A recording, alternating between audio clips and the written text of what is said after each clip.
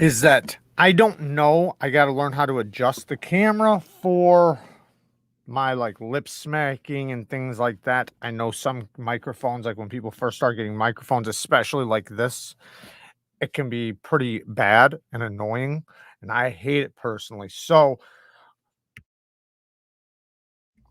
I'm going to talk to some of the guys in the community, like, you know, Tri-State, thank you to him for helping me out. We wouldn't be here right now with this camera if it wasn't for him. We were struggling, me and Kara, trying to figure out how to get it on StreamYard. So thank you to him. Thank you, Knife Modders. I appreciate that. Also, huge shout out to Knife Modders. I even wrote it down. They just started a Patreon. Go and support them. I know that they would appreciate it so much. You know, support the people you guys love in this community, and you know, the people that you would love to see thrive and grow. And I know I would definitely love to see them grow. So go and help them out on Patreon. If you got a few extra bucks, maybe help them out on PayPal. I know it always helps me out when you guys do that, and I appreciate it so much. Now, we have a lot of things to talk about tonight, um, including this little setup, because I actually got a couple things here that I'm like struggling to decide on, like the background and stuff. I got a couple of the background things. I'm gonna see what you guys think about them. Also, Saturday, how many people are in there? 60 people. I'll say this a couple times. Saturday at 3:30 Eastern, I will be on with Big Red on Steel Forged in Fire with Joe. If you guys don't know that channel, go and follow that channel. This weekend, Saturday, the same day I'm doing my live, before my live, I'm going to be live on his live, which will be at 3:30 Eastern time. Steel Forged in Fire. Me and Big Red will be on there talking some EDC. I'm sending him some photos so that the things I talk about, he can put right on the screen. I think it's going to be pretty awesome. So shout out to Blades and Fades. What's up, bud? Follow his channel as well, Backpack B. All these awesome channels are coming in. Definitely go and support them. Backpack B, awesome channel. I was trying to get a hold of him to for the issue I had earlier, because I know he knows his shit on, you know, the camera stuff and the audio stuff. So luckily there are so many great people in this community that I do have a plethora of people that I can contact when I do need help. So shout out to them. Also, you guys notice what I opened this up with? The XL Goblin has dropped. I'm not sure how many are left, though. I do not know, but I got mine because I did do the pre-order.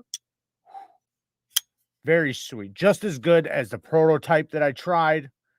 So smooth. It is a beast, but it's slim, so it doesn't seem as big as it is. And it's really not that big, but it is big. Like, here is the sheepdog, and if you go to here, this pokes out a little bit, so you don't really count that. You really want to start like right there, and it's a little bit bigger than. Let me try to hold this up. I'm trying to do this two-handed because I only got two hands. But you can see it's, you know, they're pretty similar. Now, check this out. This is awesome. There's only 300 of them, though, guys. 300. So if you guys are wanting to get one, get it now. Bang. We have a flipper removable whole sheepdog. It's a sheepdog that has a flipper, but it's removable like the horn. If you guys remember the Kaiser horn, you could remove the flipper tab. Now, the flipping action on the horn is incredible. But if you only like to reverse flick, I've actually nominated the horn for the best reverse flicker knife of the year.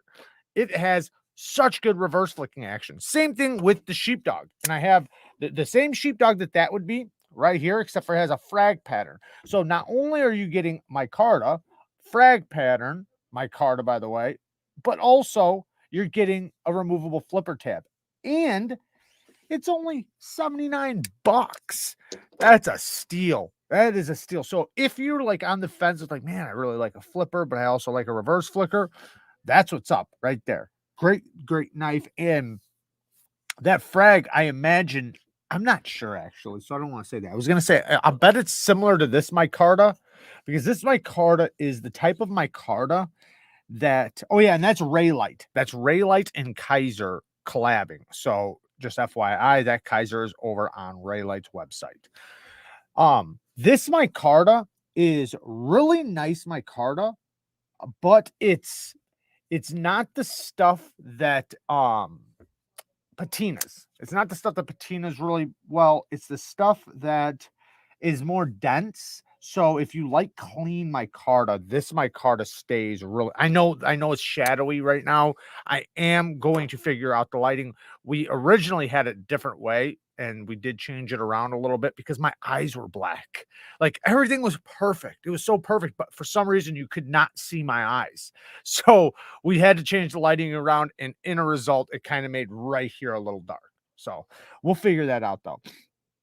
Yeah, the scales are really nice. Hey, I have Raylight tie frag scales on my smock, and they are amazing. Wow, that's awesome. Some frag titanium smock. That's sweet. Those, for some reason, because sometimes with frag, there are some blade shapes and some grinds that just work out. And I've always thought that the smock was like such an awesome looking knife with the frag. The frag with the smock blade just looks so good together. I love it. I love the way it looks. Another knife I want to talk about really quick. I'm really liking it. I really am. I originally took it out of my pocket because I messed up the edge. I messed up the edge, and then I obviously couldn't carry it because it wasn't sharp. So I had to throw it on the sharpener and resharpen it. And that is the Beacon. I am loving this knife. It's so good. One, it's 20 CV, so great steel, but the geometry is that happy medium geometry, and it's Civivi, or sorry, we always usually does now in 2022, 2021. Their geometry is really good. So this has really good geometry, nice and thin behind the edge, but it's not like micro thin or anything like that. But it's a nice flat grind, super slicey, slim profile, very slim. I think this is 3/8. And we're going to talk about, actually, because we were asking before we started people to name things to talk about. One of them was ergos, but great ergos on this. Cuts really well, super slim in the pocket, very easy to carry. The clip works great, nice and fidgety. So if you do like action, very good action. But it's just one of those knives that if you look at it, you can just kind of tell it's kind of my style because it's simple, effective, and that's what I love about it. But yet nice and fidgety because I do like my action, but it has to be a good tool. To me, it doesn't matter how good the action is if it's not a good tool. That's kind of like the balance I like to have. I would rather have useful over action every day of the week. But if you can give me both, ooh, now we're talking. Now we're talking. The Wii Elementum has the stiffest lock bar I've ever handled. Really? You mean disengaging it or the detent? Do you mean the detent, Ken, or are you talking about the lock bar disengaging it? Questions about the giveaway video. The 3 comments that you were picking will be from what video, correct? The video I posted today. That is the entry video. I thought I put entry on there. Didn't I? I could have swore I put entry in that title. But yes, the video I posted today is, yeah, entry video, giveaway entry video. Yes, the video I posted today will be the entry video. So leave your comment in that video, the video I posted today, and that is where I'm going to get the comments from to pick the winner. To disengage. That's fascinating. That's interesting. I never would have thought that. This is nice. Very nice and smooth, very easy to disengage. I've never really felt a Wii with a really strong lock bar like that. That's interesting to me, but I will be trying one soon. Damn, you're looking crispy clean. Thank you. Thank you. Thank you very much. this is the first time I've used it. So I haven't taken any pictures. I haven't recorded anything. I haven't done anything with it. This is the first thing I'm doing with it. So be patient with the lighting because this is the first time, literally the first time I'm using it. We set it up before this live. Tri-State helped me and Kara figure out how to get it going. And aside from that, that's all we've used it for because I wanted it to stay charged for this live. So hopefully we don't have any problems with a battery. I do have to invest in, and I'm going to do that probably as soon as I get done with this. I'm going to buy another battery for a backup. But yeah, the beacon, I'm liking it a lot. It is simple. There's nothing like insanely, extravagant about it or anything like, kind of like the Elementum, right? We were talking about the Elementum just now, kind of like the Elementum. Very similar, where it's just simple, easy to use, and it's a knife that because when I pick a knife, sometimes it's like, well, what am I doing? And you're like, I don't know what I'm doing. So it's like, I need a knife that'll handle whatever. This is a good knife for that. It can handle the big things. It can handle the small things. It's that happy medium, kind of like I was saying about the grind. The grind isn't super thin, but it's not thick at all. Slice is really good. It's that perfect balance, which I think is very good for grinds. I'll send you a link for a dummy battery that you can plug into the wall for unlimited battery life. Oh, dude, that's awesome, man. I've always wanted one of those. I could probably get it pretty cheap too, right? Man, thank you, man. I appreciate that.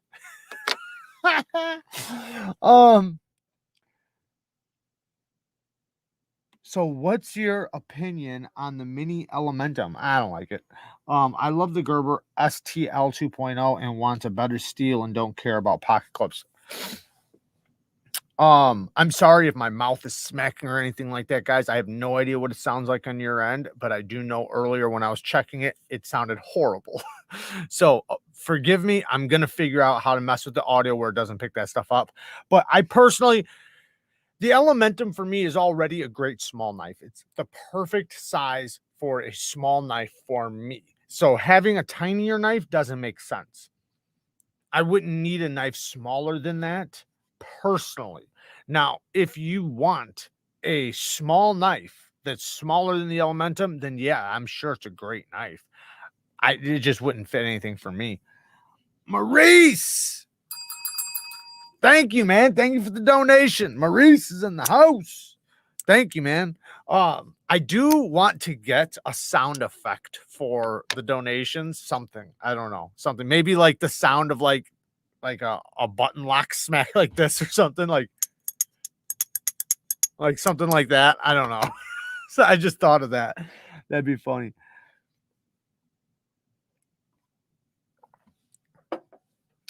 So Captain Tape, man, I forgot to bring it over here. Captain Tape. If you guys are wanting some fire ass tape for modding, sharpening, etc., lots of little details, somebody else brought it to my attention, so shout out to them. I use that stuff for everything. It starts with a K. Captain Tape. It works like even for sharpening, I'll wrap it around my finger so I don't grind my finger to death. But aside from that, like say if you want to throw a knife in the clamps of a fixed angled system, it works great on the spine. You can say if you want to sharpen and you don't want to hit, like right here or something, you can tape it and the stone can hit it and it won't rip it off. It's a really durable tape that can handle diamonds and things like that without being hard to take off. Like it just peels right off. It's such good tape. Ever since I've learned about this Captain Tape, I've been using it a lot. I highly recommend investing in it if you do mods, sharpening, anything like that. It's fantastic tape. And you can see through it. That's another thing. So that's kind of cool. Captain Tape. You need to enunciate. Oh, Captain Tape. Have you tried the blue Loctite tape? Is it worth the premium over the stick? I haven't tried it. I use the stick, but I do use window liquor. There's that window liquor. I normally use the stick. However, if I get a pivot that keeps coming loose, like I'm about to do on my one of my button locks that won't stop coming undone, use the liquid. The liquid is a little bit more solid than the stick. The stick is great. The stick works on 95% of everything for knives wise, but you will sometimes have those pivots that just keep coming undone, even if you've let it set up, whatever. Use the liquid, shake it up first though, shake it up, use the liquid and let it set for 48 hours. That's what I do. 24 to 48 hours. And that usually will hold just about anything. Now you can also use other things, like you can use the washer deal. You can use where you put a washer. So you take your pivot out and then you put a washer on the inside and then screw it in. Now that's not going to work for the other screws, but at least for the pivot. Window liquor. All I can think of is these snozberries taste like snozberries. Have you tried the petrified fish mini beluga? No, I have not. I got the regular beluga, but not the mini. My fire tech comes loose all the time. Loctite lasts like a week. Have you tried letting it set up? Setting up is very important for, especially for liquid Loctite, but I would say for all Loctite. I never, ever not let it set up. I always let it set up because it seems like there's always a setup time. Now, there are some knives where it doesn't need much help, so you don't really have to let it set up, but most of the time, I find that you have to let it set up. Oh, no live tonight. Gas leak, and they turned off my electric so they can fix it. Oh, man. All right, so Mike's not going live tonight, so just so everybody knows, he's going to be MIA.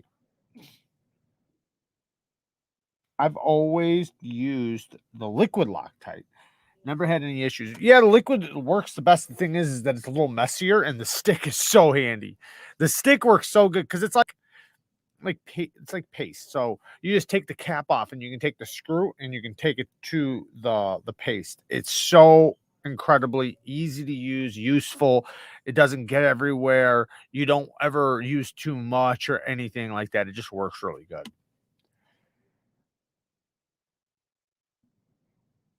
Spyderco Rock, novelty or great? I never had it. Never had it. Glad you're okay, Mike. Yeah, definitely. Yeah, I should have said that too. Gas leak. That sucks, man. That sucks. Yeah, glad you're okay. 24 to 48 hours is critical. Yeah, I agree. I agree. I never not do it. And usually I always do the 48 hours. 24 hours, I could, because I've ran into so many times where the 24 hours didn't work, but 48 hours was fine. And then it held up just perfect. So since that's happened a handful of times to me, I just do it with everything. Oh, Lonely says novelty. He says for sure novelty, hands down. The paste is so much easier to use for sure. Oh yeah, let it set for like 3 days. I think it's because of the tiny screws. Well, once it's hidden inside the screw, it doesn't have oxygen or air hitting it. So kind of like inside the stick or inside the tube, it's a liquid. So it has very little oxygen getting to it. That's why it needs to set up. So, over time the oxygen can seep through and basically get it hard. Maybe tomorrow, Mike says. But the trade-off is it's not as effective. Right. It's not as effective, but it's effective. Like I said, 95% of the stuff it works on. But that 5% will come out every once in a while, and that's why you like to use the liquid. Every time I used the liquid, it never held as well as stick. And they don't like, I guess everybody has their opinion, right? I find that the liquid does hold better than the stick. The stick holds, like I said, like 95%. Now, if neither one hold, right, then what I like to do personally is I have red, which red I do not recommend on using on anything unless if you don't never want to take it apart again. So that's the thing with the red. You'll never get it back apart. You'll strip your screws.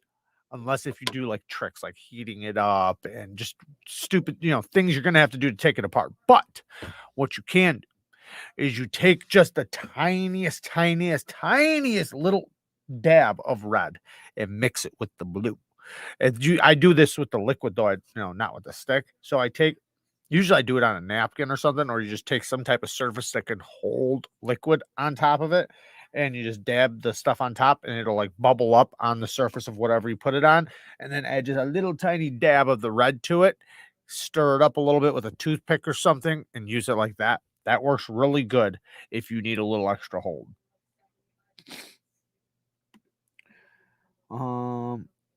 Addicted to Knives is going to try to go live today. Today's almost over. So Needs Live is going overtime tonight. 5-hour live stream.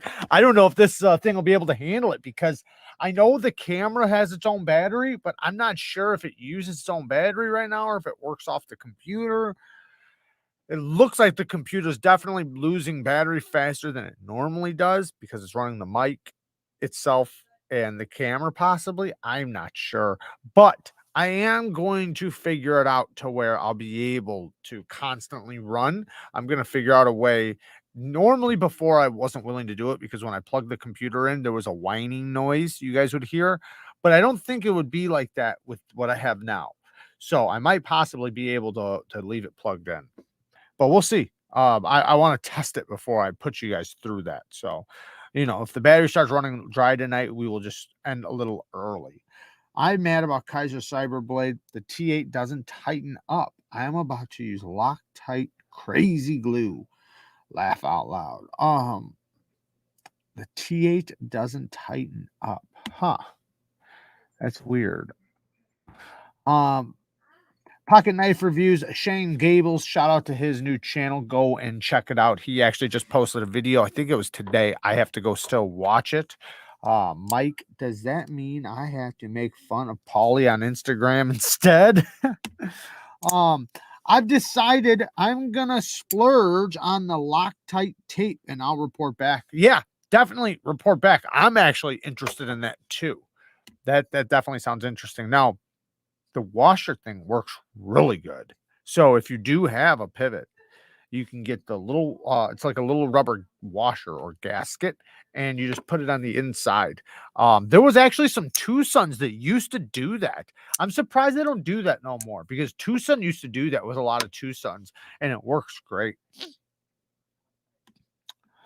All right. Enjoy your channel. Thank you, man. Because you go right into it without all the gabbing.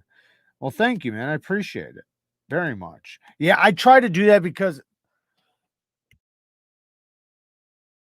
you guys like that. I can mute it. Bam. So I try to jump into my videos fast, and the reason why is because I remember back in the day what I would do to all the channels. And, it's nothing against any of the channels, but what I would do is as soon as I went in, and I had to think about this because when I started my channel, I thought about it is what do I usually do when I go to knife channels? And I noticed a habit that I formed, and unknowingly, right? I didn't even realize it until I actually started thinking about how I watched videos in order to provide good videos. I would tap on the video, and the second I tapped on the video, I would double tap. What that means is I would tap on the video and I would skip forward 10 seconds. Why? To skip the intro, right? And I wouldn't even realize I was doing it, but it was just because I didn't give a shit about the intro, and some people might, because sometimes there's valuable information in the beginning, but 10 seconds was like just enough, like to get past just the intro. And if they were saying anything and I heard something valuable, then I would back up or I would just continue on. But since I did that, I thought to myself, like, man, I want to start my video so fast that nobody ever wants to skip forward to my video. The thing is, though, is that if I do have some information I want you guys to know, I have to do it in the video. So I have to say it either, really quick in the beginning, or I just start going into the video, then I say it, then I continue the video.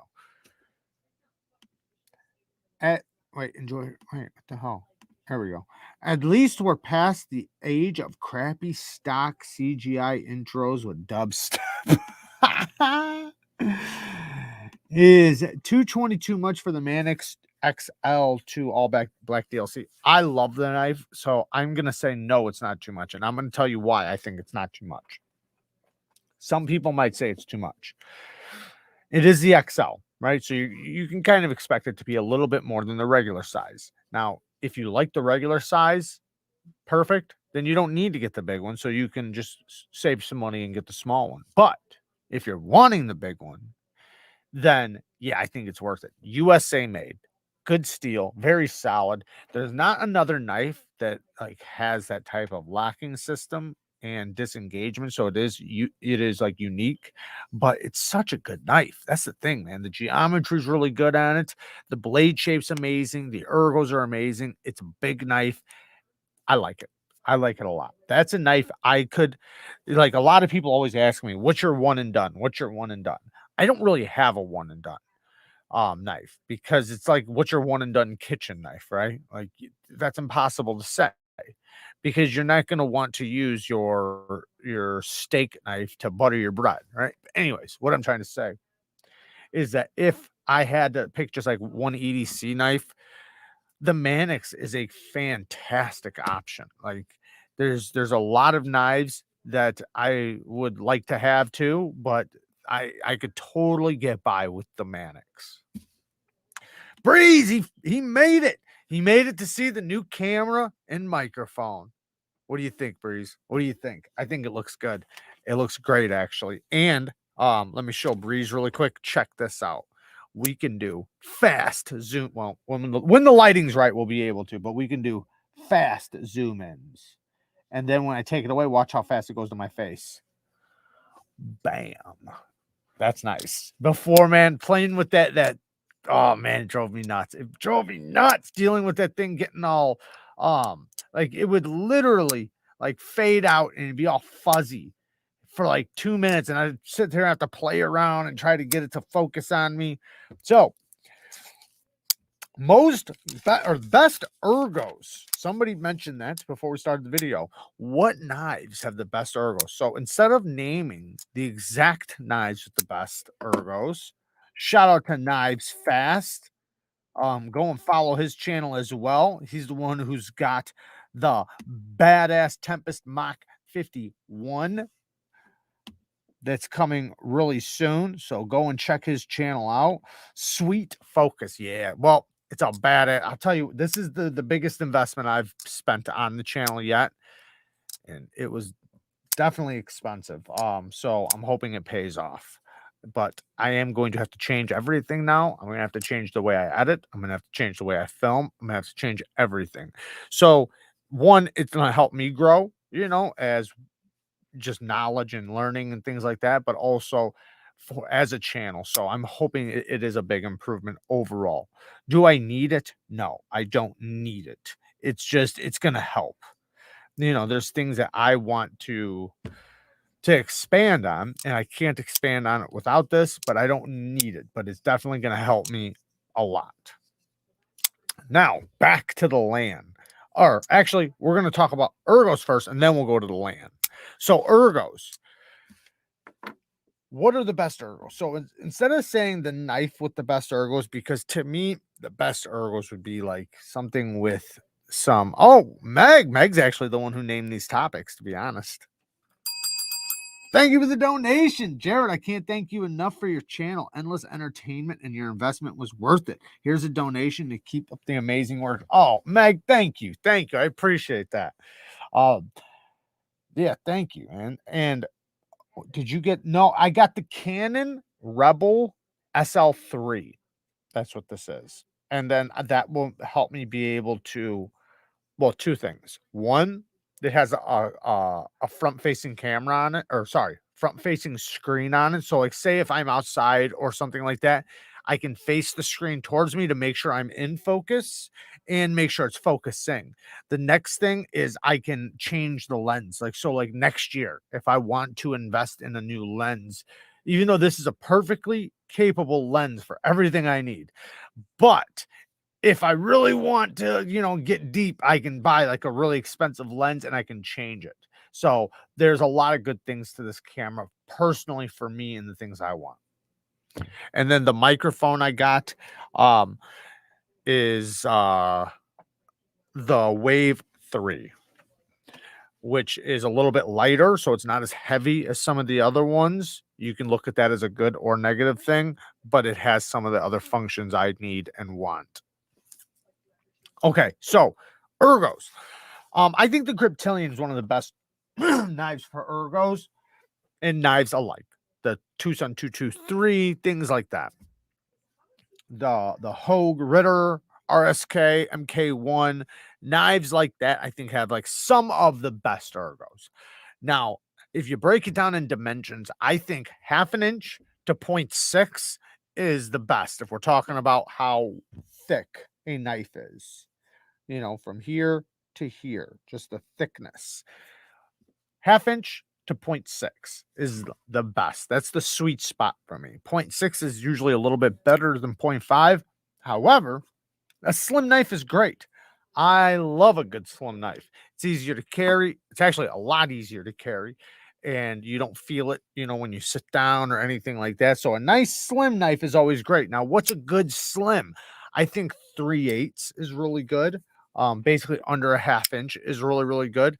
Now, in order for it to be really comfortable in the hand at a 1/2 inch, you know, at 0.5, the the height of it, or how broad it is, as Mike would like to say, is what you got to look for. So you want it a little more broad in if it's thinner, because you don't want really slim and skinny, because then to me you don't really, unless if you're looking for that kind of knife, you know, like a pen knife or something.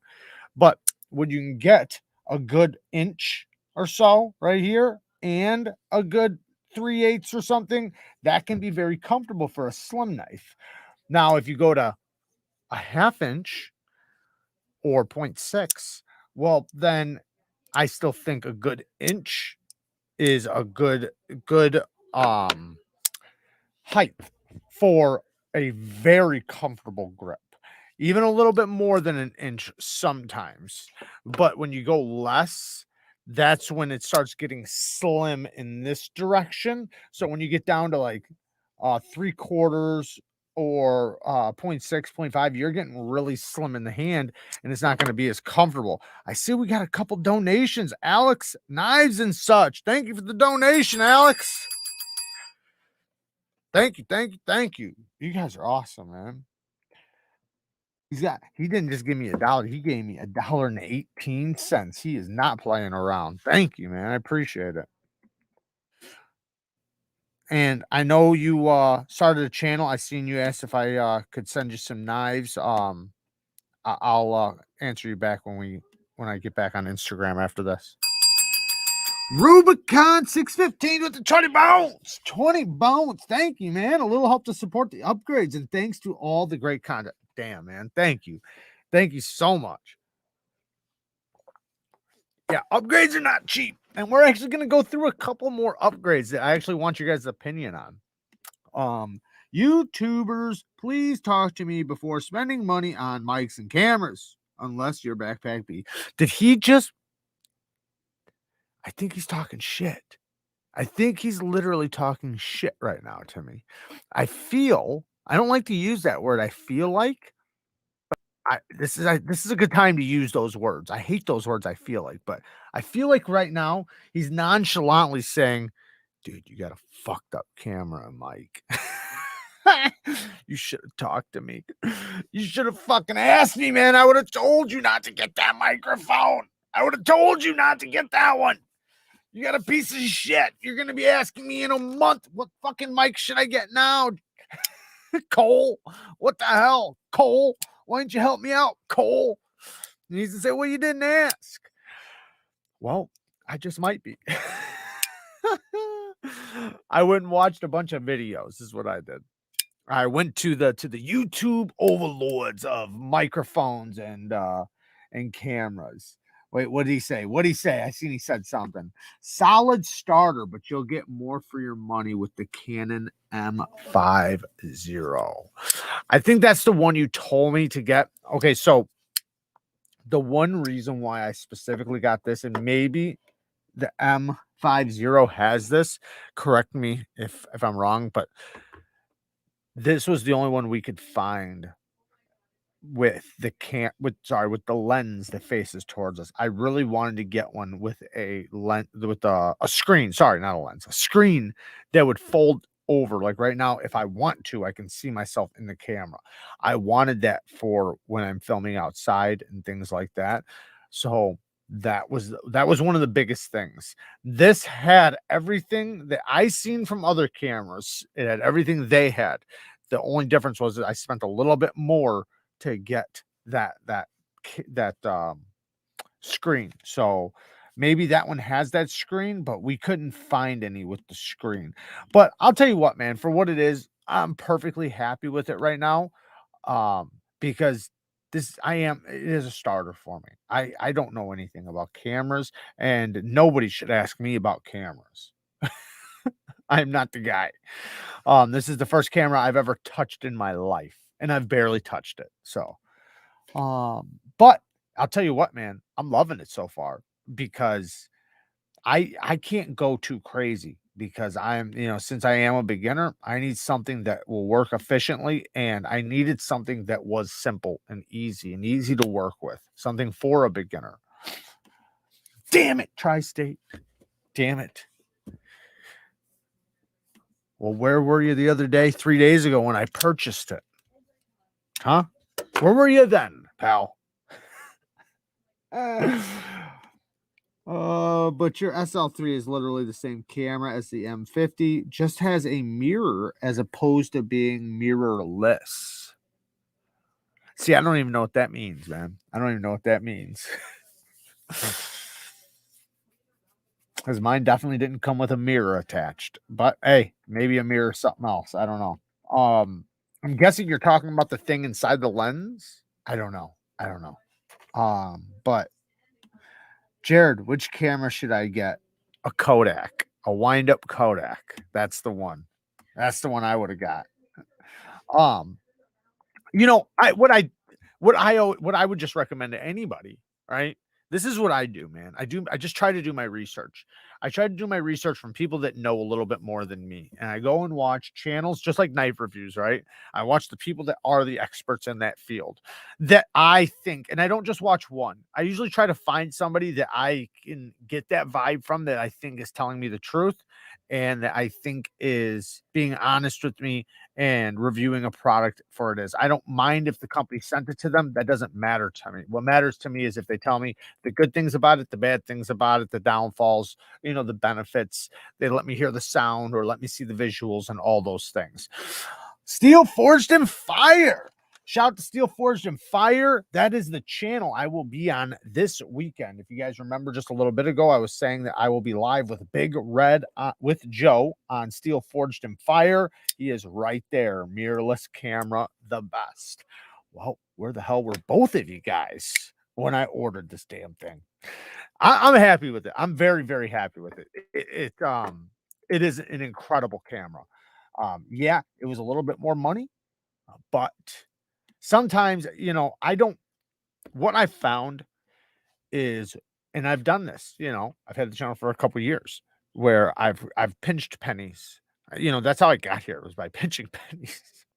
Pinching every penny. When I started on books, man. I literally started with a phone on top of books. And wait, let me be clear. A laundry basket with books on top of it. Literally just propping the camera up on books and a laundry basket. So I know how to pinch pennies pretty well. But I found that when I did invest in little things that I should have invested a little bit more, and a couple months later, I always found myself having to wind up investing in the thing I should have invested in the first place because A product goes bad or B product loses this or whatever, so it is good sometimes to invest just a little bit more in the thing that is going to work best. Bottom line, Tri-State says you bought a piece of shit. No, you bought an excellent camera and you look amazing. End of sentence. Yes, I do. I do. Thank you very much. And wait, end of paragraph. Thank you. I appreciate that. I appreciate you taking back all the criticisms of my camera. You get what you pay for. You do get what you pay for. Now, There is a thing to that statement, though, saying you get what you pay for. You get what you pay for if you know where to look, because you could say the same thing, like, say, with Gerbers or Kershaws. Well, not all Kershaws, you know, I'm just putting them in the box. People that go to Walmart or Menards and get knives, they might think that they get what they pay for, right? But if they knew where to look, they could spend the same $40 and get twice as good, right? So I do think it is important to go to the people that know where to look and where to find. Electronics is a little bit different than knives, but you guys get what I'm saying. I watch channels that say they have crap cameras, but I can't tell the difference. Oh, well, I'll say this. Watch. I mean, you can tell the difference. That to me is either you might have a crap thing. So that might be the problem, because anybody with a good device that they're watching it off of, like say on mine, I can totally tell. Like, put it this way. Well, I'll say this in two ways. Before I got this phone, which was my last camera, this is the Android SR21 Ultra. I got it because it has the best camera for a phone. Great phone. So I needed a new phone anyways. My camera went bad on my last one. So the last camera I was using on my phone started going bad. And people started calling it out on Instagram and on YouTube. And then I was like, what? And I went back and I started looking. I was like, oh my God, it is going bad. I could see in all my pictures, like the quality was just like going down. And I could see through each post, like it just getting worse and worse and worse. Well, I noticed on Erica's channel, Not Your Average EDC, same exact thing is happening to her right now. Her camera's going bad on her phone. And I said something to her just to help her out, because I didn't notice. And I was so happy when somebody told me. So I told her, I said, hey, your camera's going bad. And she said she knows. So that's good. But if you're watching it on a potato, well, then you might not notice that it's going bad. But if you watch it on something with good quality, you can see it. So that might be the thing with you. You might be using an old flip phone or something. I'm obviously joking. But if you really pay attention, especially using something with good quality, you can definitely tell. The higher quality device you're using to watch blank channel, the better or worse it's going to be. My dad was a photography major and did video conferencing program and equipment sales for about 30 years. He's my go-to expert. Taught me so much. Nice. It's awesome when you have somebody that knows so much. Knife Modder says, I don't know why we used the integrated webcam on our live. We watched afterwards a little bit and it looked terrible. We're going to use Lindy's. You know what? I didn't think it looked that bad. And you know what? Shout out to them for having literally probably the best first live ever from a knife channel. They had over 100 people on their first live ever. Do you know how amazing that is? My first live, I think I had between 15 and 30 people my first live, which was amazing to me. I was so happy that it wasn't just me. You know what I mean? So happy that it wasn't just me, but they had 100. And I think that is so badass for them. I'm so happy for them. And I think they have a lot of growing that they're going to do over the next year or two. And you guys are going to watch them explode. So you guys are here for the I don't know, the show. You guys are here for the show because you guys are watching it live in action while they are exploding. And you guys did not look bad though. I thought you guys looked just fine. I didn't. So there is a thing, like it depends on what you're doing. Like if you're trying to show things, then yeah, quality, you do want a little bit better quality. If you're just communicating and talking, it's not such a big deal. But what pissed me off is every time I try to show something on here, I can't, because it will not focus. My Zoom will because I had a webcam. It was a crappy one. It was like for gamers. Shout out to Steel Forged and Fire. Go and sub to his channel so you guys can watch us this weekend live at 3:30 Eastern on Steel Forged and Fire. Joe, me, and Big Red. He says, brother, our live Saturday will be on Blade Talk with Scab and Joe, not on my channel. Oh, great job, dude. We will talk cameras. I'll school you, dude. Oh, don't start there, man. You're going to literally get me out of my comfort zone. Huh? You're trying to get me into deep waters and start talking cameras? But yeah, he says it will be on Big Red's channel. So it'll be on Blade Talk. Sorry, Blade Talk with Scab and Joe channel, not on my channel.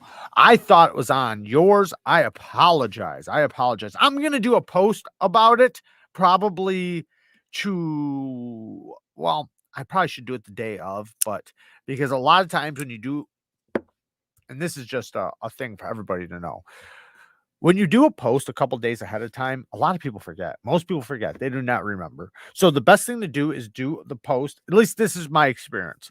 The day of, the day of, or earlier in the day, or right before, so that people can see that it's happening soon, it's happening now. Go and check it out. Do it in the morning. I guess you could do it at night, the night before, or something like that, because then it plays out till the next day. But yeah. Or I guess you could just say it every day and just keep doing posts about it. But I am going to post about it and let everybody know exactly where to go. So I guess I'm an idiot right now. I just seen this. Has anyone who runs a channel had a meet the fans section where you get viewers on to talk about their 5 favorite knives or to show some of their gear, etc.? Would be fun to meet the others in their chat. So Lefty's done that. I have done a call-in. That was before I had StreamYard. So now I can do that. I couldn't do that before. But I would totally do that as long as the people or person coming on knows what I expect, right? Like they know the rules, right? The rules are you got to have a fucking camera set up.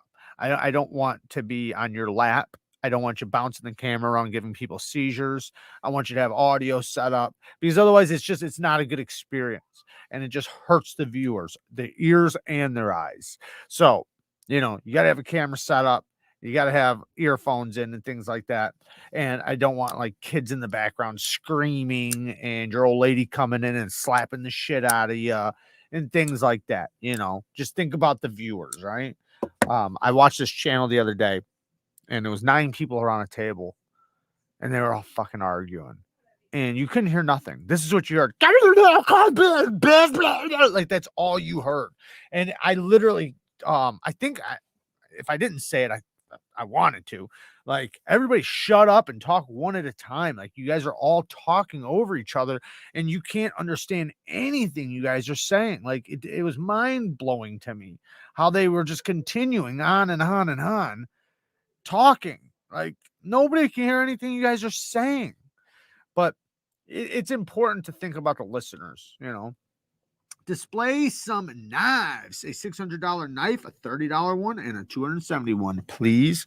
All right, let's do that. So there's actually a knife right here. This will hit the $30 mark. I think it's a little bit more than $30, but we got the CMB Knives Hippo. Or is it the right? No, yeah, the Hippo. So good knife, cheap knife, budget knife. It's actually shocking how good the action is on this little guy.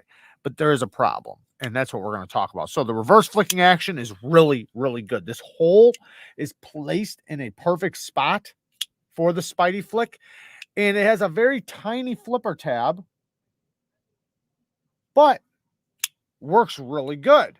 Not the drop shuttiest, but it's very smooth. Good thumb flicker. Great sound, too.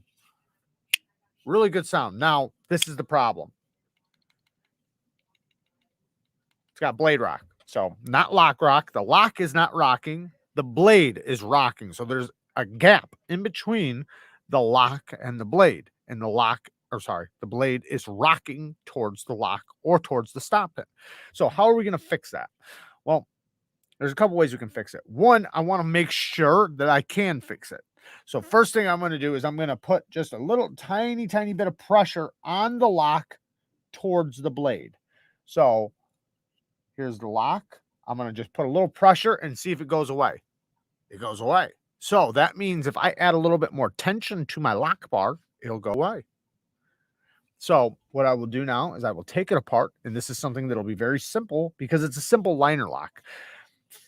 Frame locks can be a little bit more trickier for fixing your detent or your lock bar. So what I'll do is I'll take it apart and I will slightly, and this is the big part, slightly. A little goes a long way when you're adjusting a detent or lock bar strength.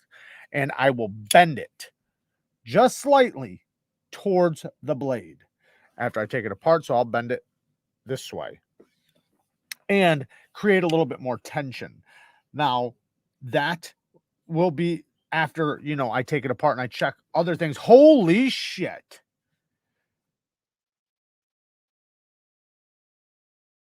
Charles Wood. Holy cow, Charles Wood with the 100 bones. Damn it. A newbie. Damn, what the hell? He's fucking with me. Oh man. The Manskin guy, whatever. Hey, Neevesknives. I'm 13. I started collecting 3 months ago, and I EDC a Benchmade Griptilian. Do you think the Griptilian is a good knife for EDC? Love the channel.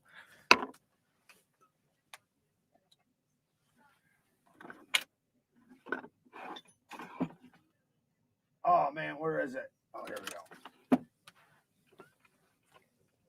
I absolutely think it's a great EDC. I actually have, and thank you again for the donation, man. Holy cow, 100 bones, man. That's crazy. Thank you so much. I absolutely love the Griptilian. I think it's one of the best hard use work knives you can get. Now, there's also the mini. Oh, by the way, my favorite version is the sheep's foot version. I like the regular version's okay. It's ugly to me. But the sheep's foot version, I think, looks really good and it operates really good. The mini or the big one. Obviously, the mini is going to be, you know, it's smaller, but if you're looking for a little knife, fantastic little knife. You can still get a full 4-finger grip, and it's tough yet slicey enough. And that's kind of the beauty, kind of like we were talking about a little bit earlier, where you get a grind where it's in the happy medium range. The blade stock is not really thick, but the edge is. It's definitely thick behind the edge. They used to be hollow grinds. I wish they still were, but they're not. So we're just going to talk about what it is. And what it is a flat grind that could be thinner, but it's slicey enough. If you lay back your edge 17 degrees per side, it cuts very well. Now, another thing is the tip points down for opening things up, you know, precision work, things like that. It's not a precision tip though. So yes, you can use it. And this is why I say it's a great work knife, because it's not going to be a great detailing knife, but you can get by with it. But what it's going to be is a great work knife. You can get a lot of pressure down that tip. It'll open things up really good. It does some of those jagged cuts where you just grab something, open it up, pop a strap, whatever, and it's going to be durable and tough. You're never going to have to worry about breaking this tip off without, you know, doing some stupid stuff or dropping it or something. And you'd have to drop it pretty high. This is a pretty durable tip. S30V. I like S30V. I personally like it better than S35.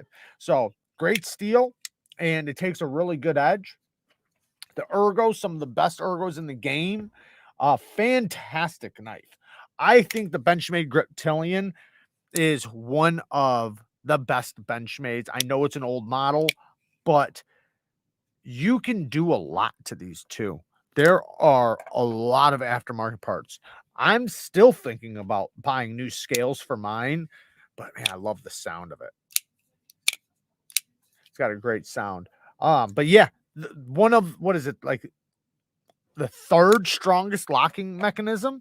Now, the Omega springs, people are going to ask, what about the Omega springs? What about the Omega springs? Omega springs rarely break, but they do. It is a thing.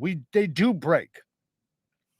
I recommend going to Etsy right away. When you order an Axis lock knife, go to Etsy and invest in $6 Omega springs. You can literally get a pair for $6, and they're even a little bit better than the Benchmade ones. They're a little bit more robust, not by much. They work the exact same. Sometimes they can increase your detent strength, and that's always a benefit. So, Jared, you just need to put a knife and some swag out to Charles Wood right now. I know. I had to hit that one on the nose right quick, right quick. I wish my parents let me have access to their when I was a kid to blow on knives. That's funny. Hey, he's probably a full-time worker. Shit. When I was 13, I didn't think nothing of it when he said he was 13. When I was 13, I had a full-time job. Literally. I was on the job site already 3 years when I was 13. And that's not a joke. I literally started working construction at 10 years old. And it was already on the job site before that. Like, I grew up on the job site. So by 10 years old, I already had a full-time job. By 13, I had money in the bank. Like, literally, I was already walking around with money in my pocket. I bought everything myself, paid for everything myself, my own clothes, my own food, everything. Like, I've basically been on my own since I was a little kid. Now, yeah, my dad was still there for me. My mom was still there for me, but my dad said it straight up. Like, when I was a kid, 10 years old, I'd be like, I'm hungry. He'd say, fuck, you better go to work. It was that simple. Like, you want fucking food? You want shit? You better get your ass to work then. Like, there wasn't no excuse. I was a young man, and to my dad, there's no excuse that a young man shouldn't be working. So, you're not a little boy anymore. So, everyday EDC with the $2.99. Thank you, man. Thank you for the donation. Also, let me just say, I'm not saying that's the right way. I'm just saying that was how it was for me. I'm not saying that's the right way. In some ways, it might not have been. I'm not saying it was the right way. So I'm just saying what happened. Just ordered the best Texel. Any experience for the price? It was the best blade shape I could find for $50 or less. Looking for a sheep's foot type modified Warncliffe. Only D2 though. You want D2, or you're saying it only has D2? I haven't had the Texel, at least I don't think I have. Maybe I haven't, I can't remember it. So it can't be that great if I don't remember it. Unless if I haven't had it. But there's a lot of sheep's foot knives out there for around $50. I would recommend, if you're gonna spend $50, there's only a couple companies I recommend. Civivi, that's gonna be probably number one. Kubi, and there's a lot of companies I would recommend. Like, if we said $30, like, just a bunch of different companies. But for $50, if you're looking to literally spend up to $50 and you don't want to spend $20 or $30, then yeah, I would go with a Civivi or a Kubi or a Kaiser. That's it. Is a scale swap on para too hard? I just know Spyderco loves Loctite. Now I'm not trying to strip any screws. I don't. So okay, so it's not the screws that's the problem. It's the lanyard tube. The lanyard tube is a son of a bitch.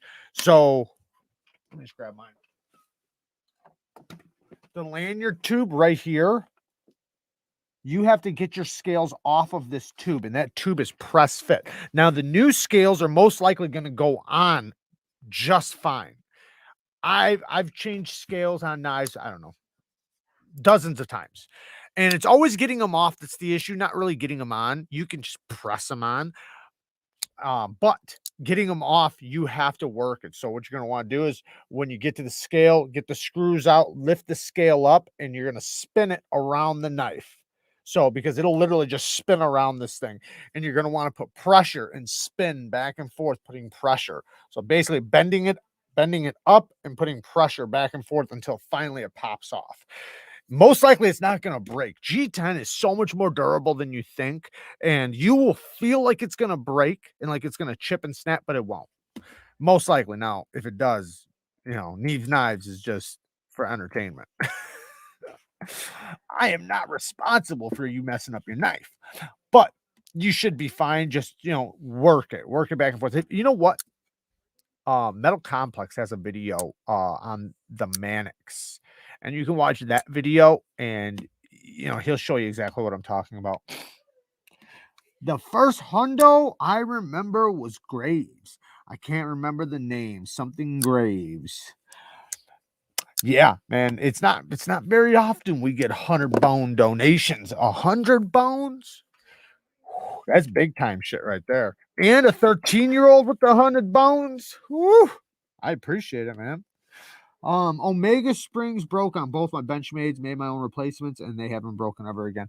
Yeah, I'm not saying they don't break. They definitely do break. I had my bug out broke twice, like back to back. Sent it in. Instead of fixing it myself, I sent it in. I was trying to test out Benchmade's warranty, heard all these good things about it, so I tried it out, and hell yes, great warranty. Sent it back. I got it back, and I literally flipped it like 10 times, and it just maybe 20, 30 times, but it just bam, popped. I was like, motherfucker, I just got it back.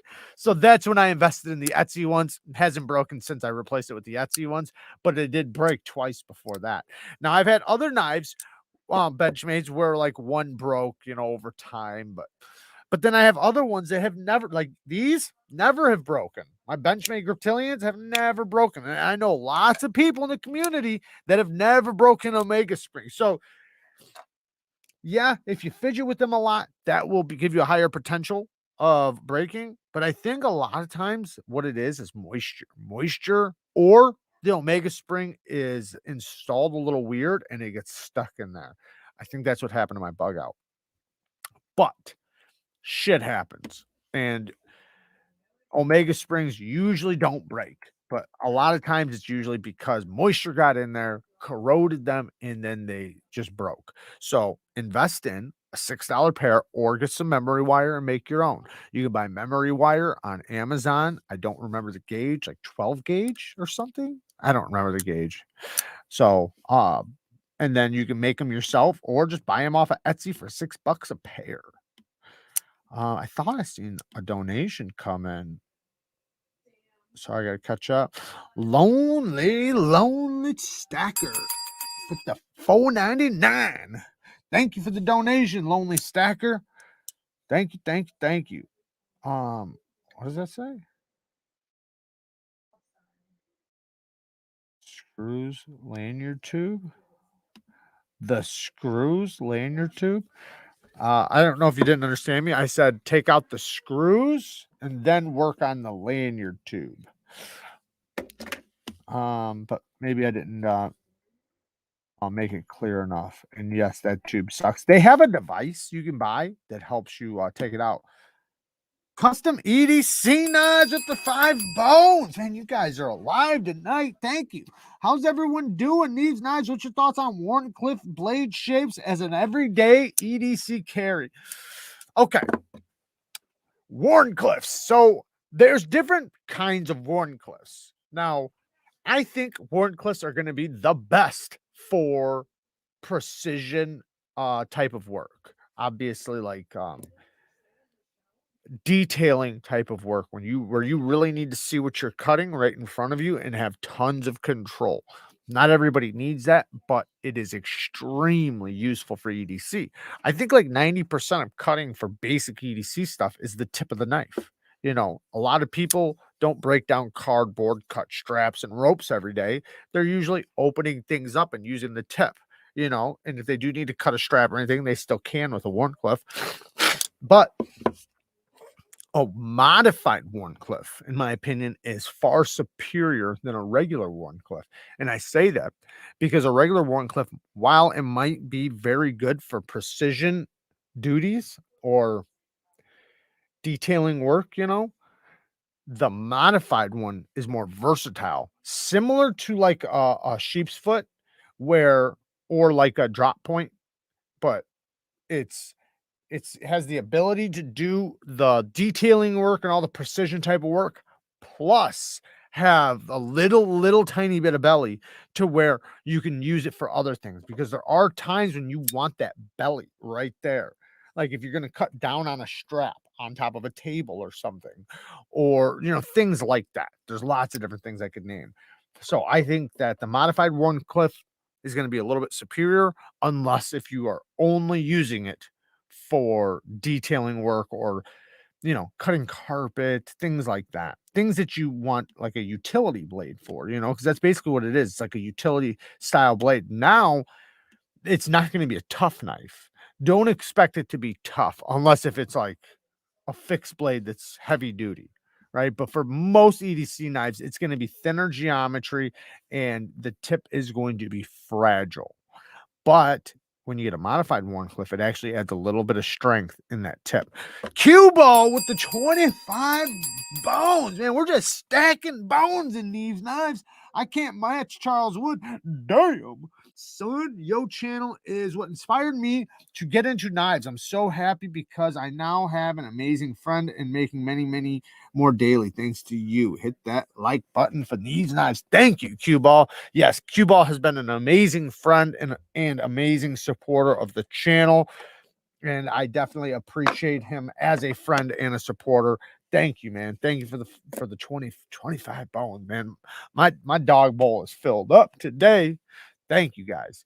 And yeah, I always appreciate the friends I get in this community. You guys are just outstanding. Like I was saying earlier, it is a good feeling when, and this isn't just the channels that have this. This is people in the community. You have the ability to reach out to people that, like, say you have one guy who's maybe a lawyer, another guy who's maybe I don't know, fucking an electrician, another guy who works on cameras, another guy who does flooring, and you can say, "Hey, man, I got this situation. Can you help me?" All right, and they can give you tips. Yeah, do this, this, and this, or you want this, this, and this, or don't do this, this, and this, or they can watch the video with you, like Tri-State did with me earlier, and tell me exactly what to do. Hit that button, that button, that button. Go here, go there. Don't do that.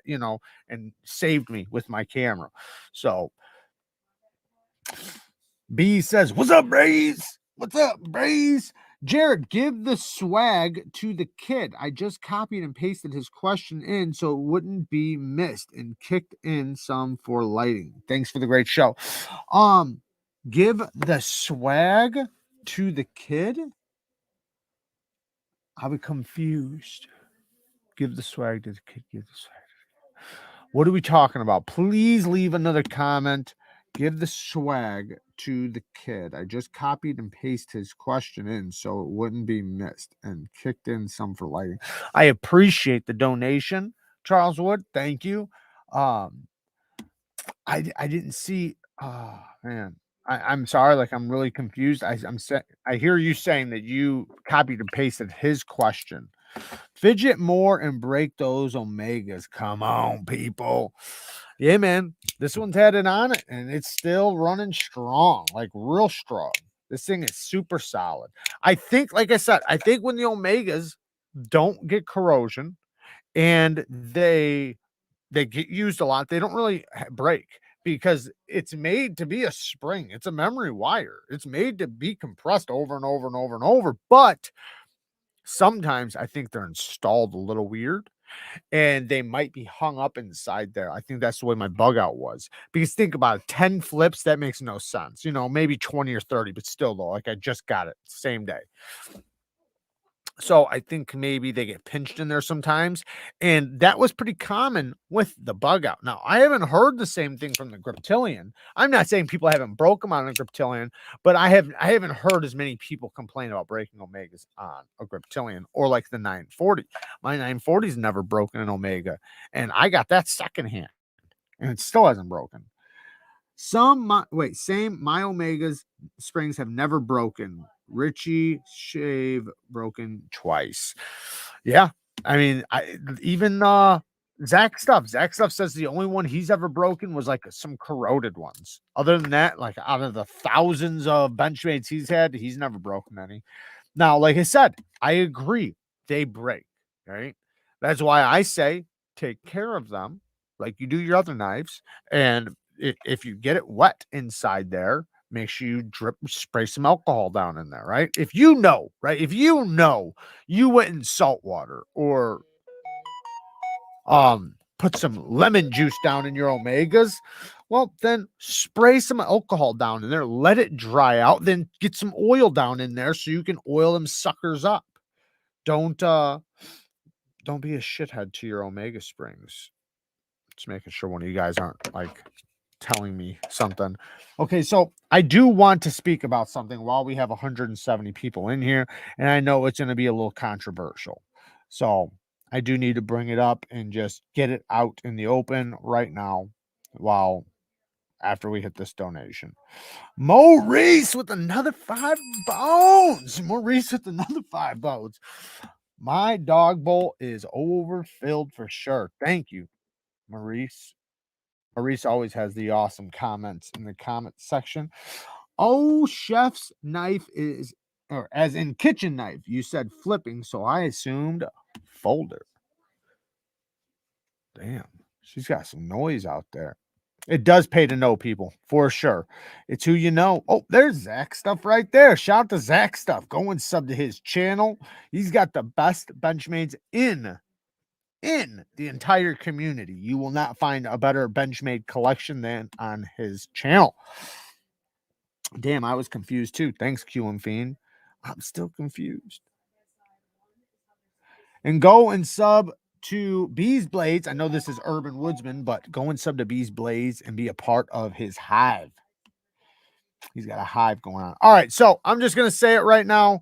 I'm not gonna sit here and pussyfoot around. I'm just gonna just say it right now. So I took Red Wolf EDC off of the giveaway or the channels for people to sub to. Okay, I made that decision based on my decisions and my opinions. I am going to separate myself from his channel and the controversy and everything else. I'm not going to get too far into it. I'm just going to say that there's things I don't want to be a part of, and I don't want to. I think he can respect that. I think he came out and said that he made up a lie because he thought there was a snake in the group of people or whatever. And to me, if you have to do that, I don't want to be a part of it. I just don't. And he admittedly said that. So admittedly saying that, he is admitting he lied, right? And I personally just don't want to be a part of it. I don't think that's that big of a deal. I have no hard feelings. And there's other things too. It's not just that. That's just the one thing that was admitted that I can easily, say to you guys without getting into too many details on situations that have happened and everything else. But just so you guys know, I'm definitely separating myself from him and his channel and the whole situation. I just don't want to be a part of it. I definitely, am trying to do really good things in the community with myself and everybody around me. And I truly, his words, not mine, he's got some mental health issues that I do think he needs to deal with, and I hope he does deal with them. I just don't want it to bleed over to my channel or to period. I hope he gets help. I hope he deals with it. And yeah, I don't think that's a big deal to say. Regardless if it is, I'm saying it. I just want to be out of the situation. I don't want to deal with somebody who's willing to lie to me or deceive me, thinking that there's snakes in the community or whatever. To me, that's just, and I don't mean to laugh, like, because I understand, like, if he does, have some issues or whatever, then he needs to deal with them. But that's irrelevant to me in my situation. I don't have to fucking deal with that. I want to deal with very honest people that want to do great things. And, regardless if he thinks something's going on in a group or whatever, that's not the right way to go about it. And and I'm not even saying that was the reason, right? I'm not saying that at all. I just think, it's gotten a little too out of hand for my comfort and what I'm trying to spread from my channel, right? And I just like I said, I'm just separating myself from it. It's that simple. No harm, no foul, no ill feelings, nothing like that. Hope the best for the guy. There's just things I don't agree with and that I don't want to be a part of. So there's no reason for me to fight, butt heads, do anything. I'm just separating myself. It's that easy, right? That's it. So that's all I really want to say about it. I don't want to get deep into it, into details and everything else, because it's not necessary, right? It's not necessary at all. I feel no reasons to go and talk to him about it. I feel no reasons to say anything to him about it. You know, I'm sure he knows, and you know, and being not saying anything at all speaks volumes, right? And I think he knows that because he has said that. So then I'm just moving on. You know, just keep fucking moving. That's it. Smart decisions, man, and good way of handling it. Say your piece and move on. Right. That's it. That's it. I'm not trying to make it a big fucking deal. That's it. You know, it doesn't need to be. It really does not need to be. It's and yeah, that's it. Thank you. Thank you, Richard B and Lindy Lou. I appreciate it. Spread the love and positivity unless you're reviewing a oh man. Lefty just doesn't have any soul, man. That's the problem. Lefty just needs a little more soul in his life. What's your honest opinion of the Kaiser Bag lighter and mini titanium?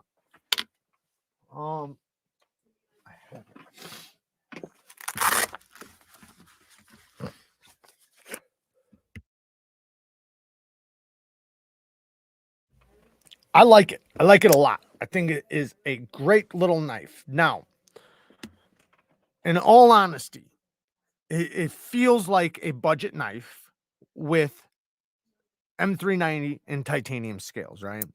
It's not like it feels like this. You know what I mean? This feels like a high-end knife. This feels like a budget knife with high-end materials. And that's exactly what it is. So that's what it should feel like, right? It's $130. You're getting M390 titanium and steel liners with a titanium clip.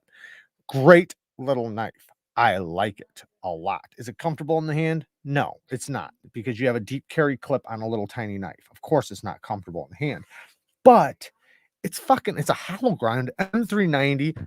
The action is like ridiculously smooth. The detent is better than most high-end knives. Literally, the action is as good as most high-end knives, but it still has that feeling that you get from a $50 knife. It just has high-end materials. Fantastic knife, and I do recommend it for the $130. You know, you're getting your money's worth for sure. Great, great little knife. Oh, OCD for EDC. Shout out to him. Hope everyone's having a great night. Shout out to OCD for EDC. Definitely go and follow his channel as well. You guys want to get in this giveaway? You guys want to get that giveaway? Thank you for the donation. Thank you for the 10 bones. We got 10 more bones. We're going to be rich after this live. Cue ball with the 5 bones. Read your damn text, fool. Thank you for the donation, Cue ball. And he wants to know if you're tired. Yeah, that's what I was already saying. I was already talking about the Griptilian. Did you guys miss that? Was that just part of my imagination? But yeah, we were talking about the Griptilian, and it is definitely a great EDC knife. I've always recommended the Griptilian as an EDC knife. As long, in my opinion, the sheep's foot version is the best way to go, though. And if you like the other version better, then get the Hogue RSK MK1. Unless if you like the hole. I like the hole in this blade shape. That's why I like this a little better. But for better materials, the Hogue is basically the same thing, but you get G10 and 20 CV for like $160. Show an axe. Show an axe. Gotcha. I got a fucking kukri. How about that? There you go. There's your axe. We got a kukri that is made by Tora Blades. It is a handmade, authentic kukri made for chopping limbs and smashing skulls and possibly a couple twigs. We got real buffalo horn. And then we have the other tools on the sheath that is real leather, and it is oh so bad assery.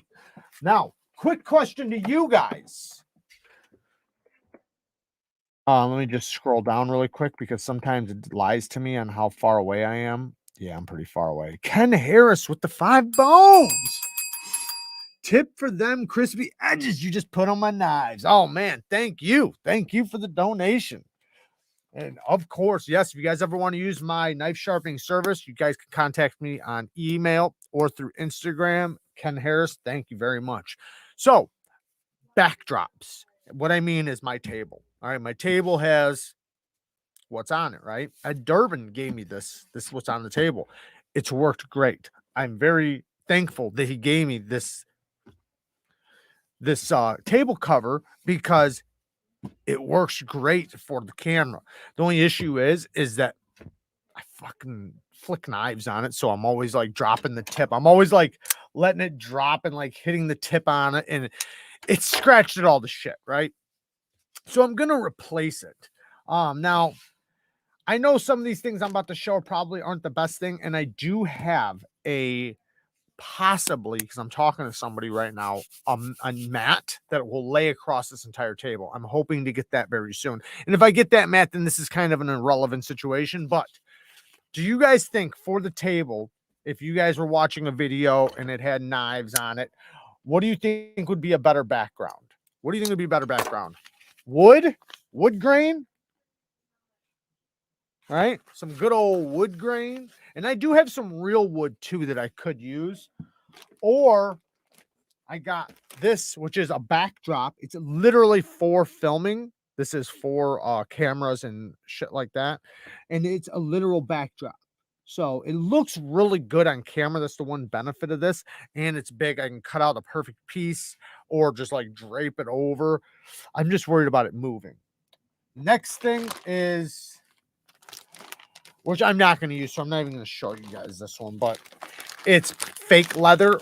So I was trying to get real leather. I wanted a big old sheet like this big of real gray leather, and I could not find it. And I wound up getting fucking fake leather. I shouldn't have got that, but it said it was scratch proof, and it is. It's scratch proof. It's not poke proof, but it's scratch proof. So it kind of works good, but I think there's gonna be too many wrinkles. The other one will actually iron out. Just use a lefty EDC mat. Yeah. I did get somebody did get a hold of me that makes table mats and like mouse pads and a bunch of other things. And they can put my logos on it. They can do all that stuff. I'm going to get a light gray one, and I think that's what I'm going to continue to use. It's not 100% right now. So as for right now, I'm going to use one of these on the table until, because if that doesn't wind up showing up and it's just like a scam or something, I'm not going to, obviously get it. So, which it could be, Zach stuff with the phone 9. Where'd it go? What the hell? What the hell, Bobby? Come on. There we go. Zach stuff. Slap the real wood. Ooh, that real wood does sound badass. The one thing I was worried about with the real wood is the tips. Like, if it's vinyl, then it doesn't hurt it. You can poke vinyl. It doesn't hurt it. Poking the real wood, it'll like start chipping it and making scratches and cuts. That was my only downfall with the real wood, because the real wood I have is like real hardwood floor. So what I would do is put the pieces together and just make the table out of hardwood floor. But I know the wood does look really good. That's what I'm using right now in my photography box, and damn it, does it look good. It looks so good. Fake it till you make it. That's what's up. Shit. Leopard skin material. I hate leopard skin. I hate it. Some nice wood that gets to age with all the oil. Yeah. The wood does sound really good. This is the one little thing that you have to understand is that, well, there's certain colors that do very good in certain lighting. And what you're trying to And this goes for anybody who has a channel, anybody who's trying to do photography. That's one thing I've actually learned quite a bit on. Maybe not necessarily the actual cameras, but actually taking pictures and recording and videoing and setting up studios and stuff like that. You want very even lighting. Like the best way I can explain it is think about a cloudy day. When you walk outside and it's a cloudy day, you can't see your shadow. Right? There's no shadow, no shade. Everything is just an even tone. That's the best way to take pictures or record video. So you're trying to simulate that indoors, basically. That's what you're trying to get. That's why sometimes the best lighting is, like from people who are by a window, because the window just shines in and you're just getting the light to shine in. There actually isn't a light facing you. It's the light that's just around the world shining in the door or window. So you're trying to create that. Now, like with a gray matte, it's an even tone. It's an even color. So when light around the room is shining on it, it doesn't have, and it does depend, right? It does depend on how much light you have. But if you do your light right, it can create a nice flat color that's appealing to the eyes and lets the colors pop towards you, which is really good. And that's kind of what I'm looking for.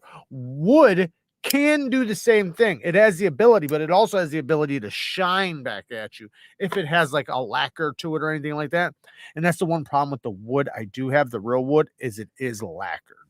Jared, the fake leather looks like it might be a little too reflective. That was my problem. I couldn't see it when I ordered it.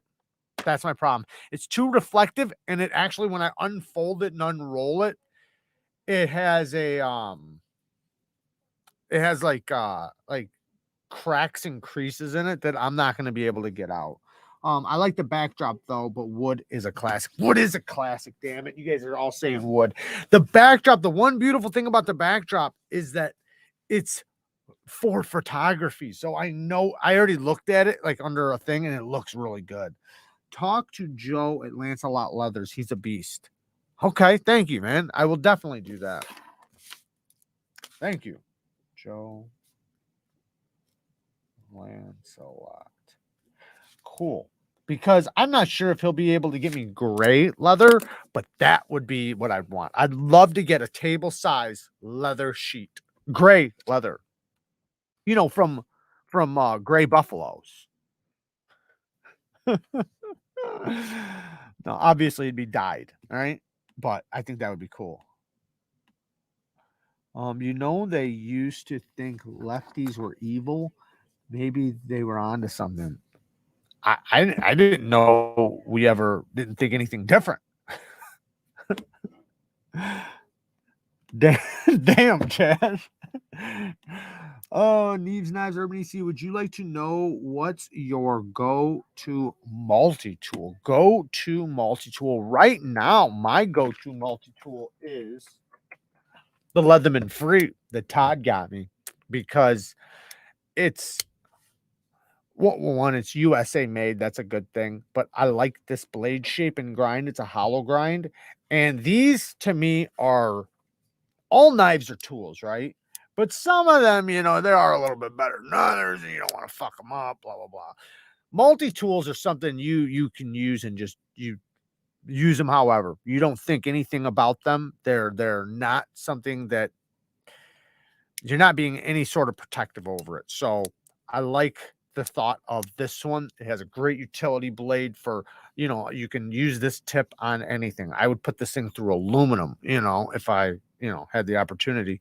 But the back tools are really easy to get to. They're held in by magnets. So you can one-hand it and open it up, and then you pick your tool, and then it'll lock. But you have to pull out one to get it to lock. If you pull them all out, it won't lock. But it's cool. It's not comfortable in the hand. That's the only bad thing. But this, you don't really expect them to be comfortable in the hand. I want the clip. So, but that's my go-to at the moment. And shout out to Todd for donating that. Jamie Lee with the 5 bones. Neves, have you considered a large cutting board?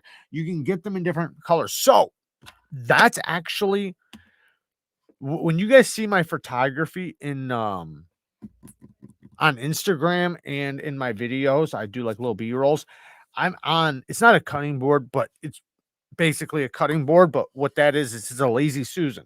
And it's a lazy Susan I have in my photo box. So I bought a photo box to be able to do photography and stuff in, right? My pocket dumps, if I'm not outside or not doing anything, or whatever, I can just do it at home and I can use it for nice close-up pictures for my videos. So like if I'm talking about the texture of a thumb stud or something, right? And I don't show it very good in the video, well, I can take a clip of it when I'm done videotaping and I'm editing.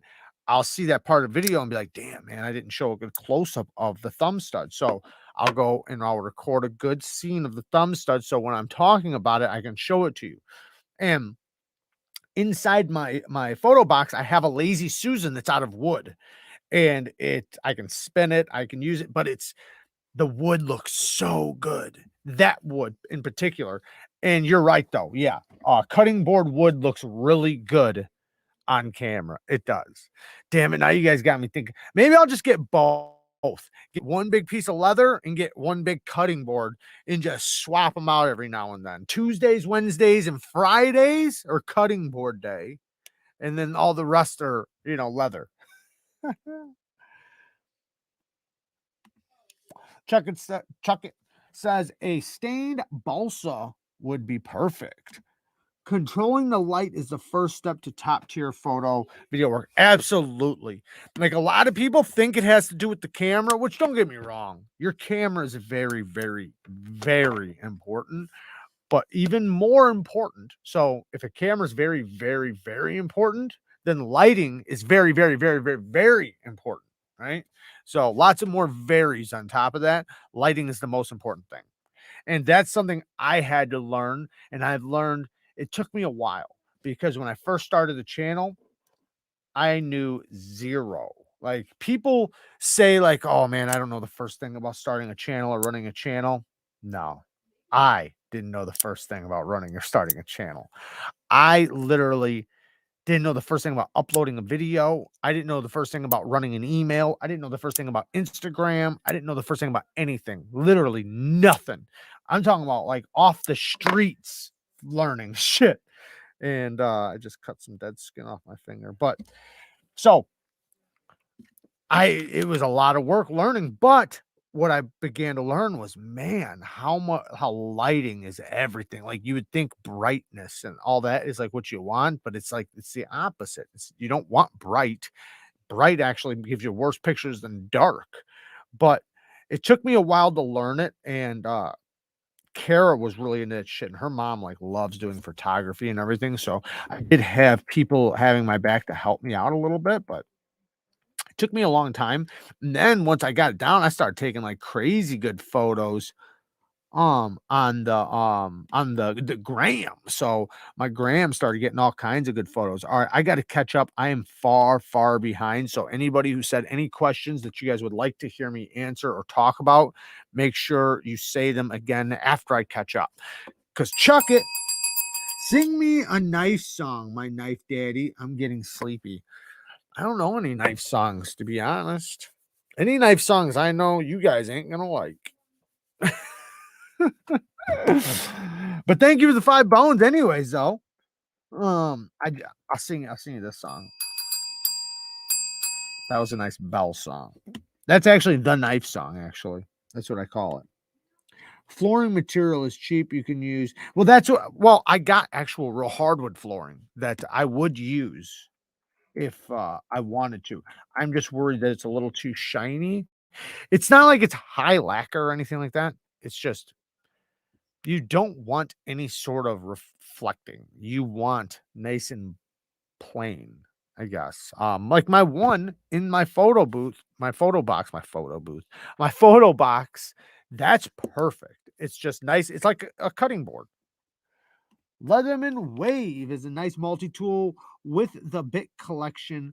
Got you covered for pretty much everything. The free has cool magnetic action if you prefer that feel. Yeah, I agree. Just Leatherman, period. Leatherman's gonna basically have whatever multi-tool that you know that you need. because they have everything. You know, if you do need a bit and drivers and all that stuff, they have that. If you need some with saws, they have that. That's one I don't have yet. I need to get a good multi-tool with a good saw on it. How many times a week do you have to feed this lazy Susan? You're funny as hell.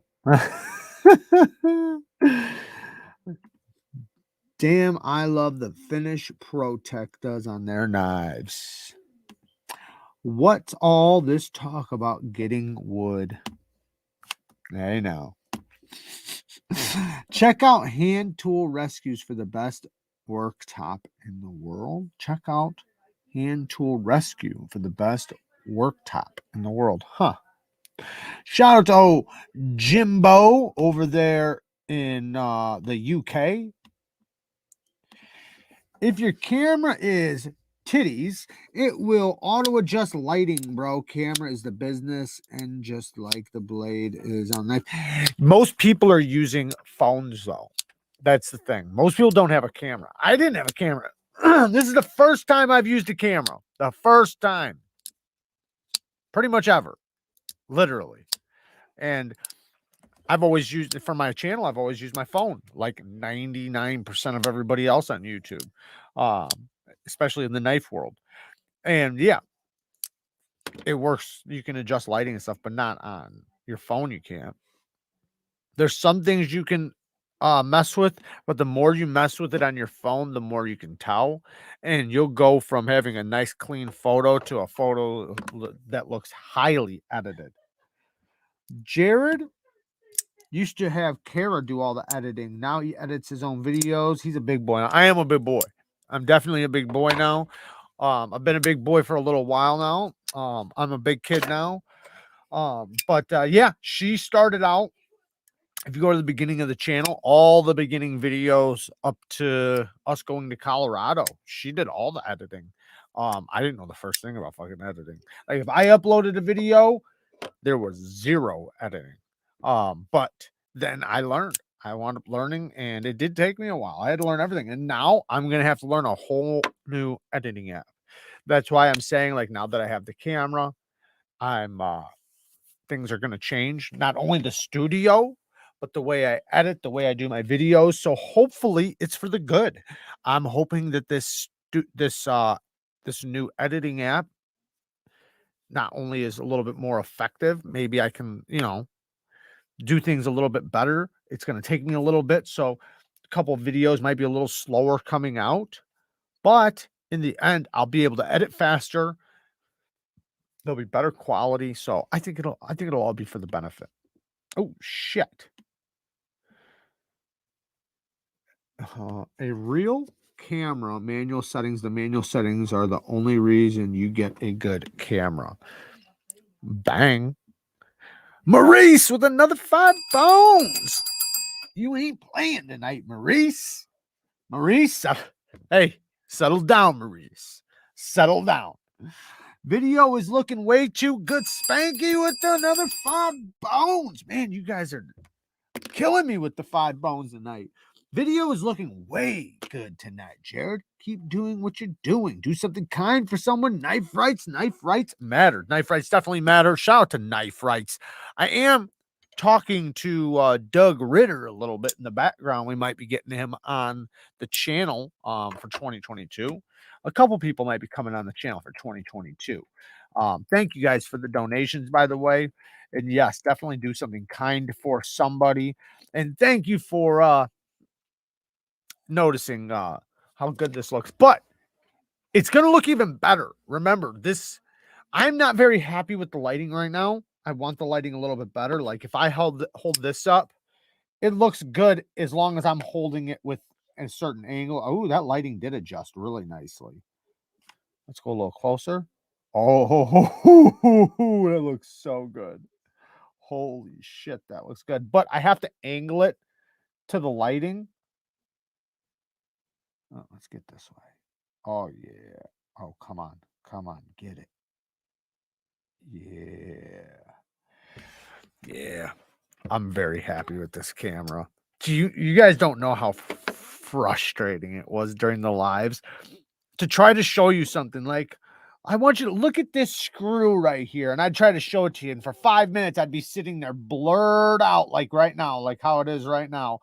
But this, oh man, I could show it to you quick, fast, and then go right back to my face. Fuck, man. I would fight for 10 minutes trying to get it to go back to my face before. What apps are you going to start using to edit? Hey baby.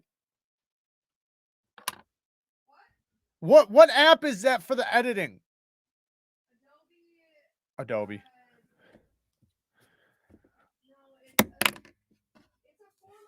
It's a form of Adobe, but it's not Adobe. That's what she has said. It's Adobe Elements. She downloaded it for it, so she's the one who helped me set up the camera and everything. It's like a slightly more entry because I wanted to start with an entry level because the only editing app I've ever used before has been on my phone. I was using KindMaster.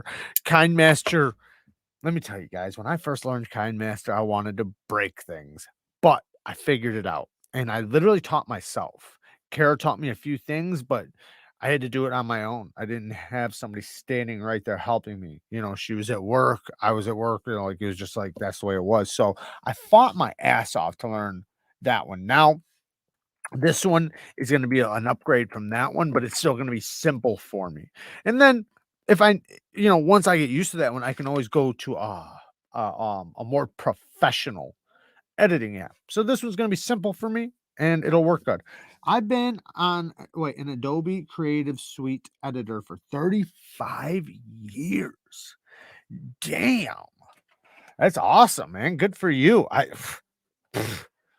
didn't even know they had that stuff for 35 years. And he's a big boy. Right, exactly. Big dog, you need to shout louder. We can't hear you down here. You guys can't hear me, really? If you guys can't hear me, I mean, we can get closer. I mean, we can get closer. You won't have too many problems adjusting. Well, I'm not expecting to because it's she tried to find something that was similar so that because the one we were looking at, or she was looking at, sorry, was way crazy. Like was on another level. So like there was no way I was gonna I would have when I get into tech stuff, guys, I get angry. I get very angry. My temper comes out. I can't fucking handle it. Like it's like I want the thing to just do what I want it to do. Like if whatever it is, I just wanted to understand what I wanted to do, and it never does. And even though it's something very simple, and if you know what to do, it's very simple. But when you don't know what to do and you're trying to figure it out, whoo boy. So me learning something that's like Tri-State EDC, the one he uses when I was watching him use his, it's a lot different than mine. I seen him do, he showed what he goes through for editing. I think I might go through a little bit more than him. Like, not meaning like, okay, so his videos are more in depth, so he definitely does more editing. But mine is harder because I'm doing it. I was doing it on a phone. So it does make it easier doing it on a computer. So now if I put in as much effort as I put in on the phone, then I should be able to do about twice as much. We'll talk about software later, Jared. I've got recommendations. Thank you, man. I appreciate that. I would definitely appreciate that for sure.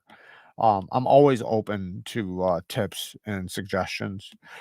I have Adobe Premium Pro. Let me know if you have any questions. Thank you. I appreciate that, guys. Thank you so much because I think I can get it, especially since I've been editing so long now, because I have been editing for a while now, but it's new because I'll be doing it on the computer. I have yet to have edit on a computer. Oh, that's not good. Adobe tends to crash out, can be extremely frustrating at times. Well, I hope that shit don't happen. If that happens, I'll be crashing that thing off my computer real fast. I don't like hearing that. We hear you fine. He's joking. Son of a bitch.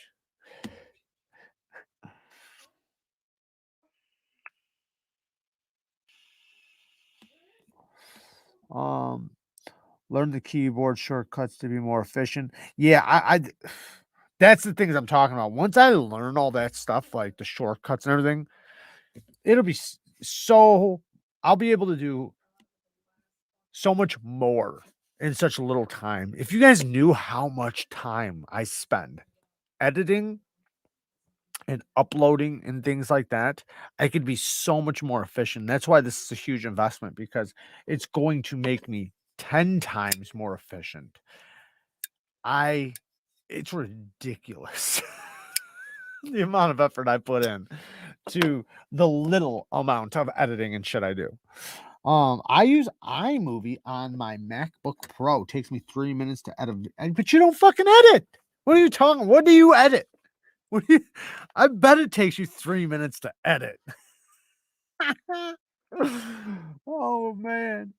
Adobe crashes all the time. That's why I use Power Director. We'll talk after this or tomorrow because I'll just upload whatever you tell me to. If it crashes, I don't even want to deal with it. I'll figure something else out. I do not want crashing. I can't handle crashing. I'll wind up crashing.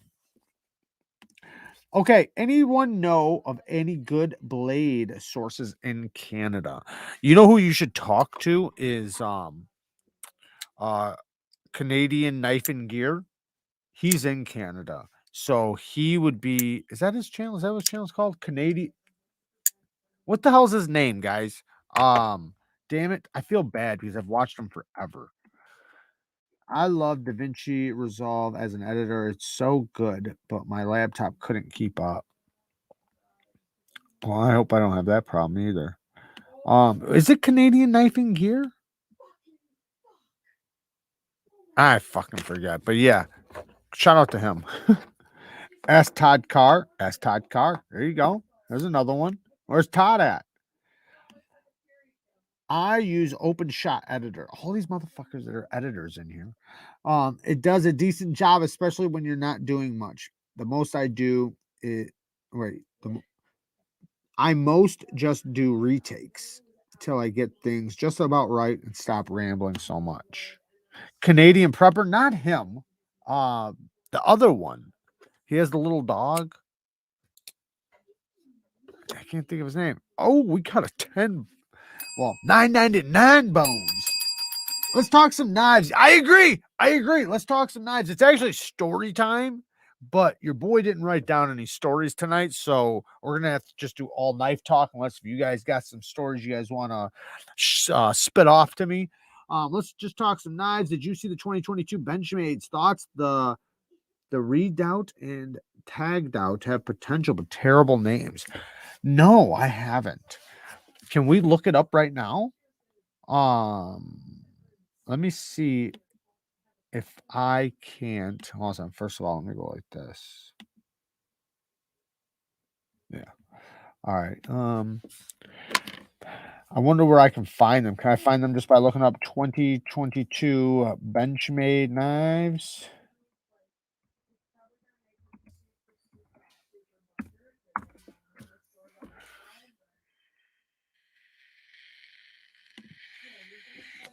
Yep.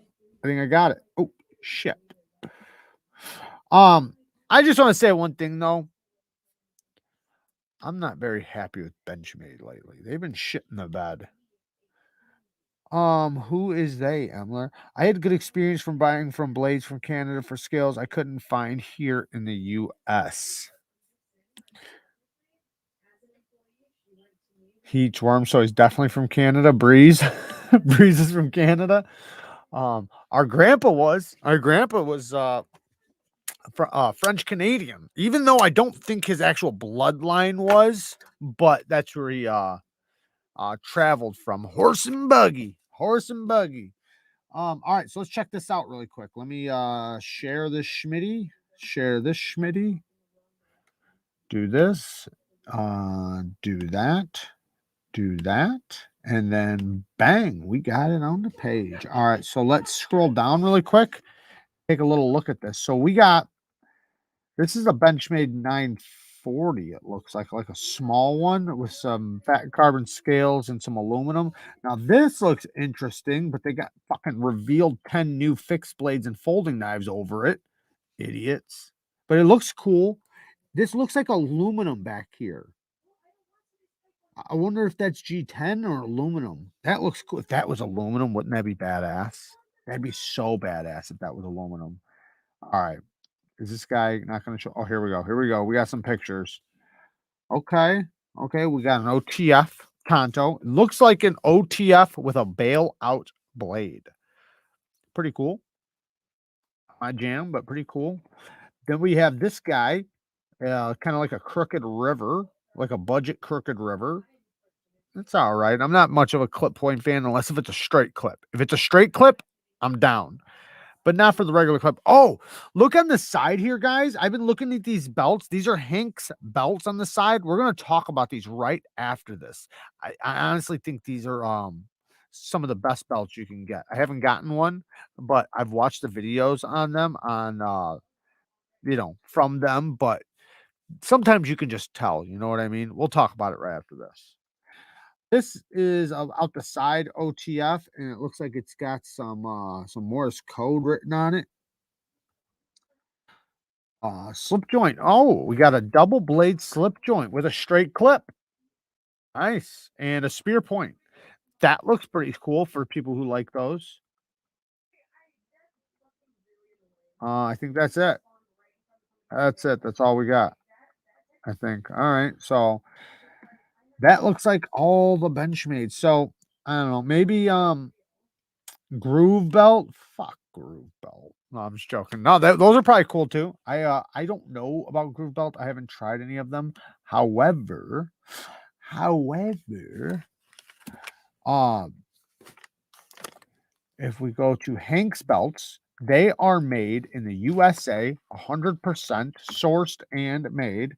And these things, they're expensive. Don't get me wrong. They're expensive, but you can get a good one for like $60. The one I want is 100. Let me show you guys. We'll just go right here. And they make gun belts, work belts. So like a work belt, when I say a work belt, I mean a belt for somebody who wants to hold a tool pouch. So they're really, really thick. One piece leather, super thick. The stitching on the sides for the ones that are stitched, because some of them aren't stitched, but the ones that are stitched is because like to stop the fraying and stuff. But 1.5 inches tall. You can get 1.25 inch ones for the ladies, but 1.5 inches. And when you measure it, you measure from the back of your buckle to the hole you use right now, and they'll make sure that I think that's how they do it. But anyways, they'll make sure that your buckle lands right in the middle. So if you go from wearing a tool belt and gun belts and things like that to wearing nothing besides the belt, then it'll still work really good. But it seems like really good quality. This is the one. No, this isn't the one. Oh no, this kind of looks like they got it as a dress belt right here. Oh no, this isn't the one. Okay, so this is a cool one. There's another company. I'm not sure if it's these guys that have a steel insert one for like serious gun belts, but the one that I like is similar to this one. It's not that one though. But I thought about just the casual belt right here. It's just a sheet of leather, but it's kind of the beauty of it. You never have to worry about it ripping or tearing.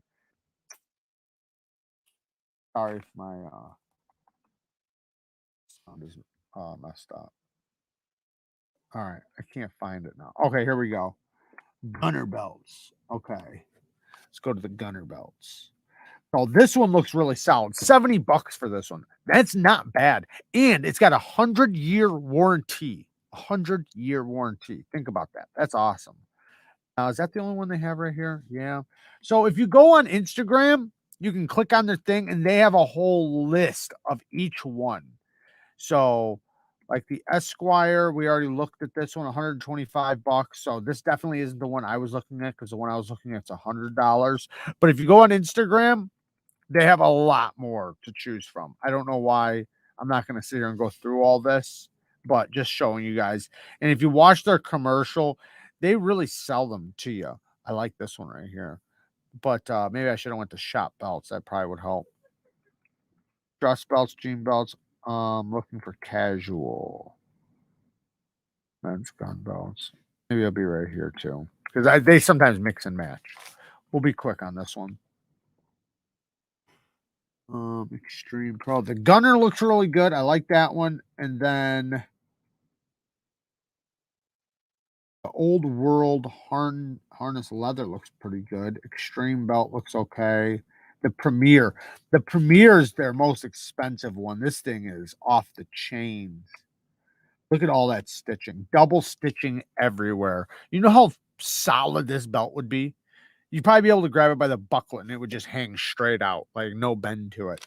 This would take a long time to probably break in though. But that's kind of the beauty of it, right? It only gets better with age. I'm sorry, guys. I'm not going to continue looking through here. I don't see the one that I want. I think it was that one, and it's just a little bit more money on this website. But if you go on Instagram, it's $100. I think it's this one. No, that one is double stitching. The one I liked was single stitching. I think it's actually, no, I don't see it. I don't know. Anyways, they're badass. That's all I got to say. They're badass. USA made is one thing I really like about it because I'd like to get a good leather belt made in the USA. Right now, my belt is a Carhartt belt, and I've always loved Carhartt belts. For 25 bucks, 25 bucks, you get a damn good belt, and they do last a good long time. Anybody who wants to get a good belt, I totally recommend a Carhartt belt. 25 bucks, that thing will last you years. Really good leather, nice and wide, nice and thick, really good quality. But if you're wanting to step it up a notch, them Hank belts will get you.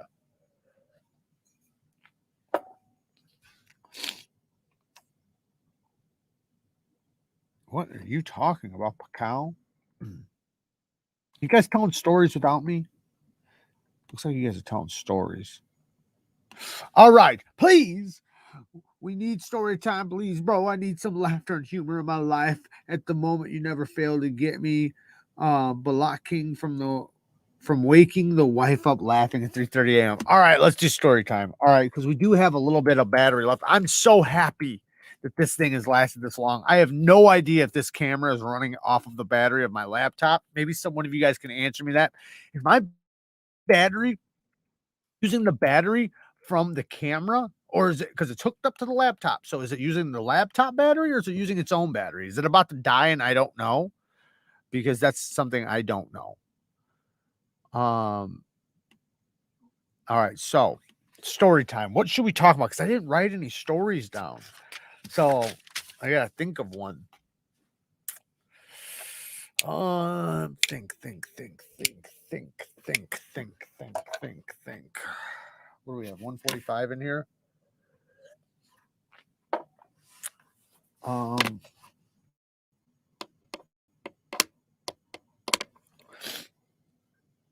Should be running off the camera battery. Is it?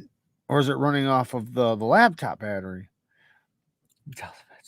Anyone new when the Texas Knife Show is being held? I know the Atlanta one's in June. It's crazy she was walking around with a broken neck. I can talk about a sprained neck. I had a sprained neck one time. I've told this story before, but I was up in some rafters. I was actually working for Breeze. Oh, Breeze. And it was a concrete business. And I was basically in charge of inventory and the shop, right? Welding and shit in the shop, right? And I had to store cubicles up in the rafters. And some of the rafters were not finished. So I'm up there in the rafters, which is, pretty tall. I'd say 15 feet high, maybe something like that. You had to use a ladder to get up there. So I'm up there and I'm moving around these cubicle walls that make cubicles and stacking them. And as I'm dragging one of them, after a hard day's work, you've been welding all day, you've been doing this, doing that, whatever, you start getting tired. You're beat up, and I was young, so I was probably shit-faced the night before. Who fucking knows? Anyway, so I'm dragging this this cubicle wall, and I wind up backing up into the unfinished section, and I fall through it. And I fall through it through right through it, and the rafters just, because you're falling so hard, they just dragged right up my back, ripped all the skin off my back, and I went through the ceiling on the inside of the cubicle. And one of my cousins thought there was like criminals coming through the ceiling or something. Like they're coming in through the ceiling, right? Fucking like people are gonna rob the place or something, like that's how they come in. They come in through the ceiling, in the movies they do. So I guess that's what she thought. And messed my back up. I worked the entire day. I didn't leave, and I was messed up, like pretty bad. Um, I guess I didn't realize how messed up I was. Or I didn't sleep that night. I wound up working all day, getting off, and it was Friday. So I got paid. So it was time to go get fucked up. So I went out, hanging out with my friends, whatever, right? Partying all night, stayed up. 4:30 in the morning comes around, and my partner is, I'm not supposed to be working, right? Like, he comes banging on the door. We gotta go to work. We gotta go to work. It's time to work. And it's like, I'm not working. Like, I'm messed up. Like, I fell through the thing yesterday. I've been up all night. I'm not going to work. And he's like just begging me, like, I need you. I need you. And needed me to go dig post holes for this thing we were putting out in the field. Big ass post hole diggers, too. Like, anyways. So I go to work. Like, fuck it. I gotta go to work. It's time to work, right? Time to work. So go to work. So I haven't slept yet. Then that night, I went to sleep for the first time in 2 days, and I woke up and I couldn't move. I could not move. I was stuck looking. Wait, no, I was stuck looking left. Wait, no, I was stuck looking right. Yeah, I was stuck looking right. So I'm stuck like this. Well, when I went to get up, I woke up and it just paralyzed me. As soon as I woke up, like I literally went to get up and my whole body just paralyzed. And I fell to the ground, and it was excruciating. Like walking, doing anything, that wasn't even a choice, like not even a thought. Like ambulance was the thought, right? And I called Breeze, like, I'm not gonna be able to come, like I'm fucked up. Like somehow I figured out a way to get to the phone or whatever. And he came down and checked on me, and seeing that I was alive, I guess. And, he had to get to work, whatever. And so he left and went to work. But I don't think anybody realized how fucked up I was. I had sprained my neck. So I had whiplash and I sprained my neck because it didn't kick in until I stopped. That was the thing. I kept moving. So it never kicked in. The second I laid down and relaxed, the inflammation, the whatever, all fucking kicked in. And the whiplash and the sprained neck. So then I was stuck for 2 weeks looking right. I went to the emergency room. They said, we can't do nothing for you because we can't turn your neck. You're stuck. So for 2 weeks, well, for first few days, I didn't do anything. I just slept because I couldn't move. But then finally, after like a week or something, some of my friends came by, to smoke or whatever. And I'd go out in the car and I'd be stuck looking out the window the whole time. Like just stuck looking out the window. Couldn't do anything. Talking to him, hey, what's up? High five, but I couldn't look at him. And it was so horrible. And if I even thought of looking straight, like if I even thought of just going like this, just a little bit, I'd be on the ground crying.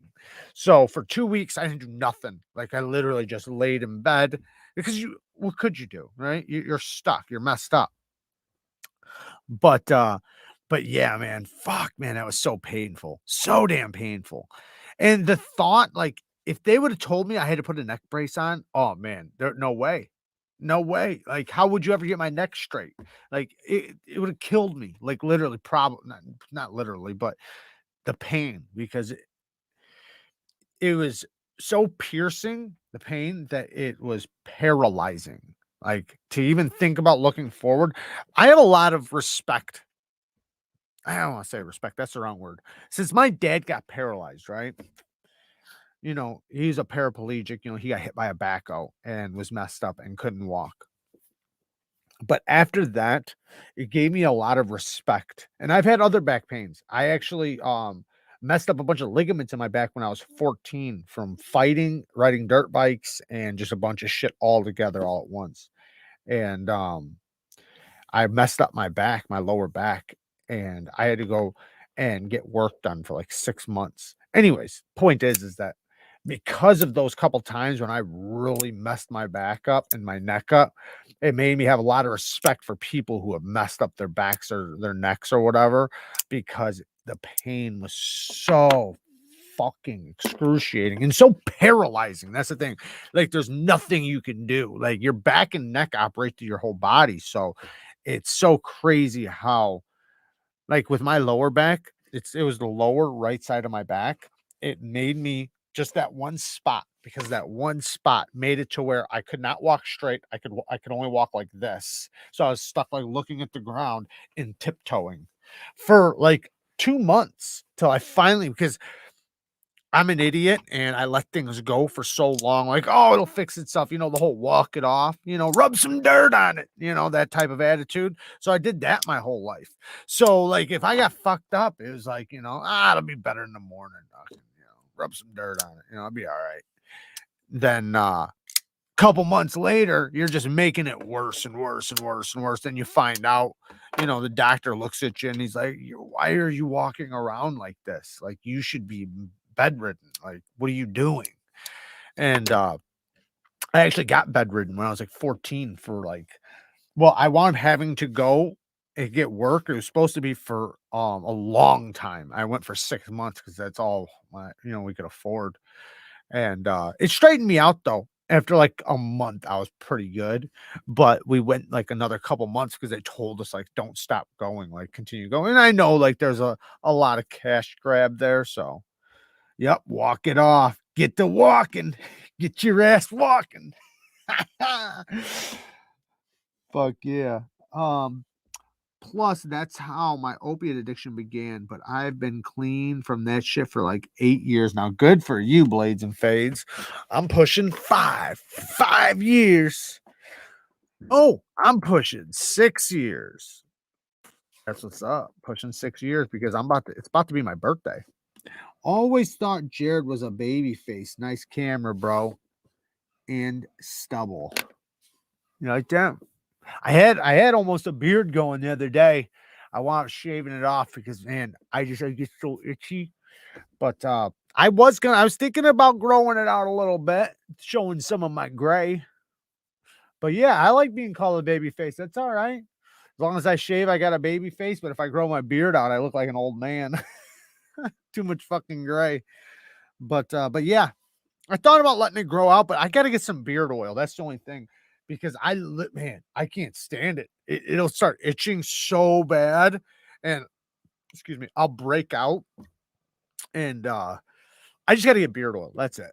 I don't know what beard oil to get. I've never gotten beard oil. I've never grown out a real beard. Like, I've grown out of a beard, but like I used to run around with like just this part of my beard, like I always shaved up here. That was years ago, but I've never grown out like a full beard. Like, I've grown out like an inch and a half, but that's it, and then I guess that's actually quite a bit. So maybe almost an inch, about an inch I've done.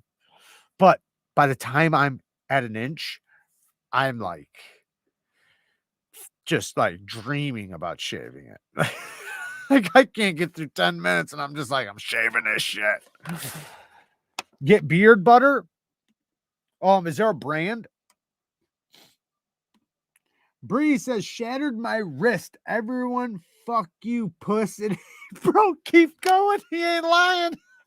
He's not lying. So I did. A week later, getting a metal plate in my arm. That was December 2011. Yes, sir. Yes, sir. Yeah.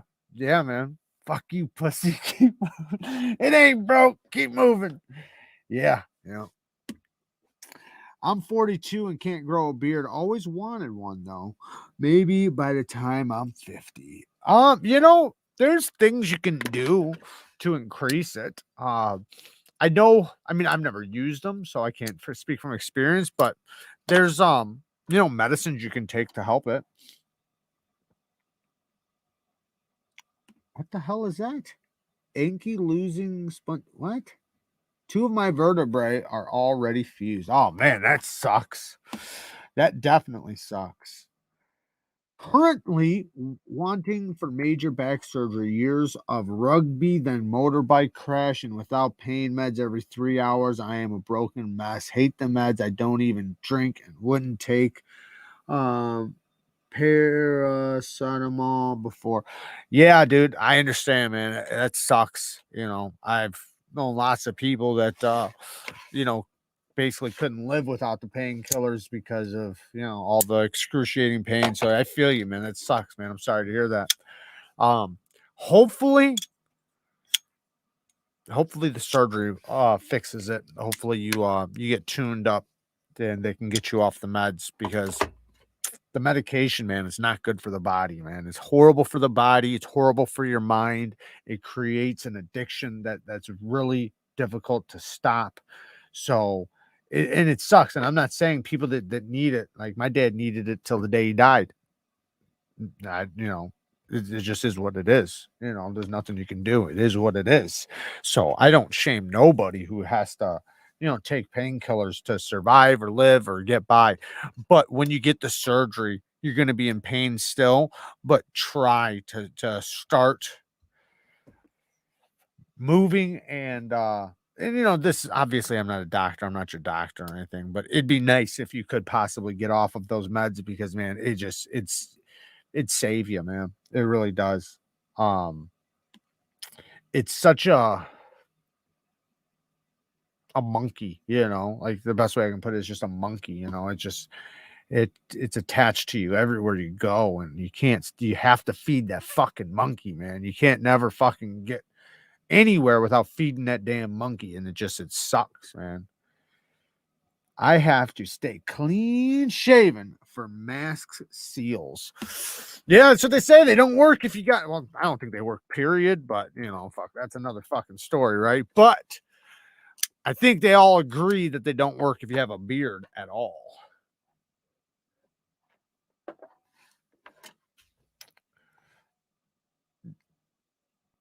They do it so you can get stuck on meds, for sure. For sure. Yeah, no, that's definitely been a thing. I mean, that's why we trust the pharmaceutical company so much, right?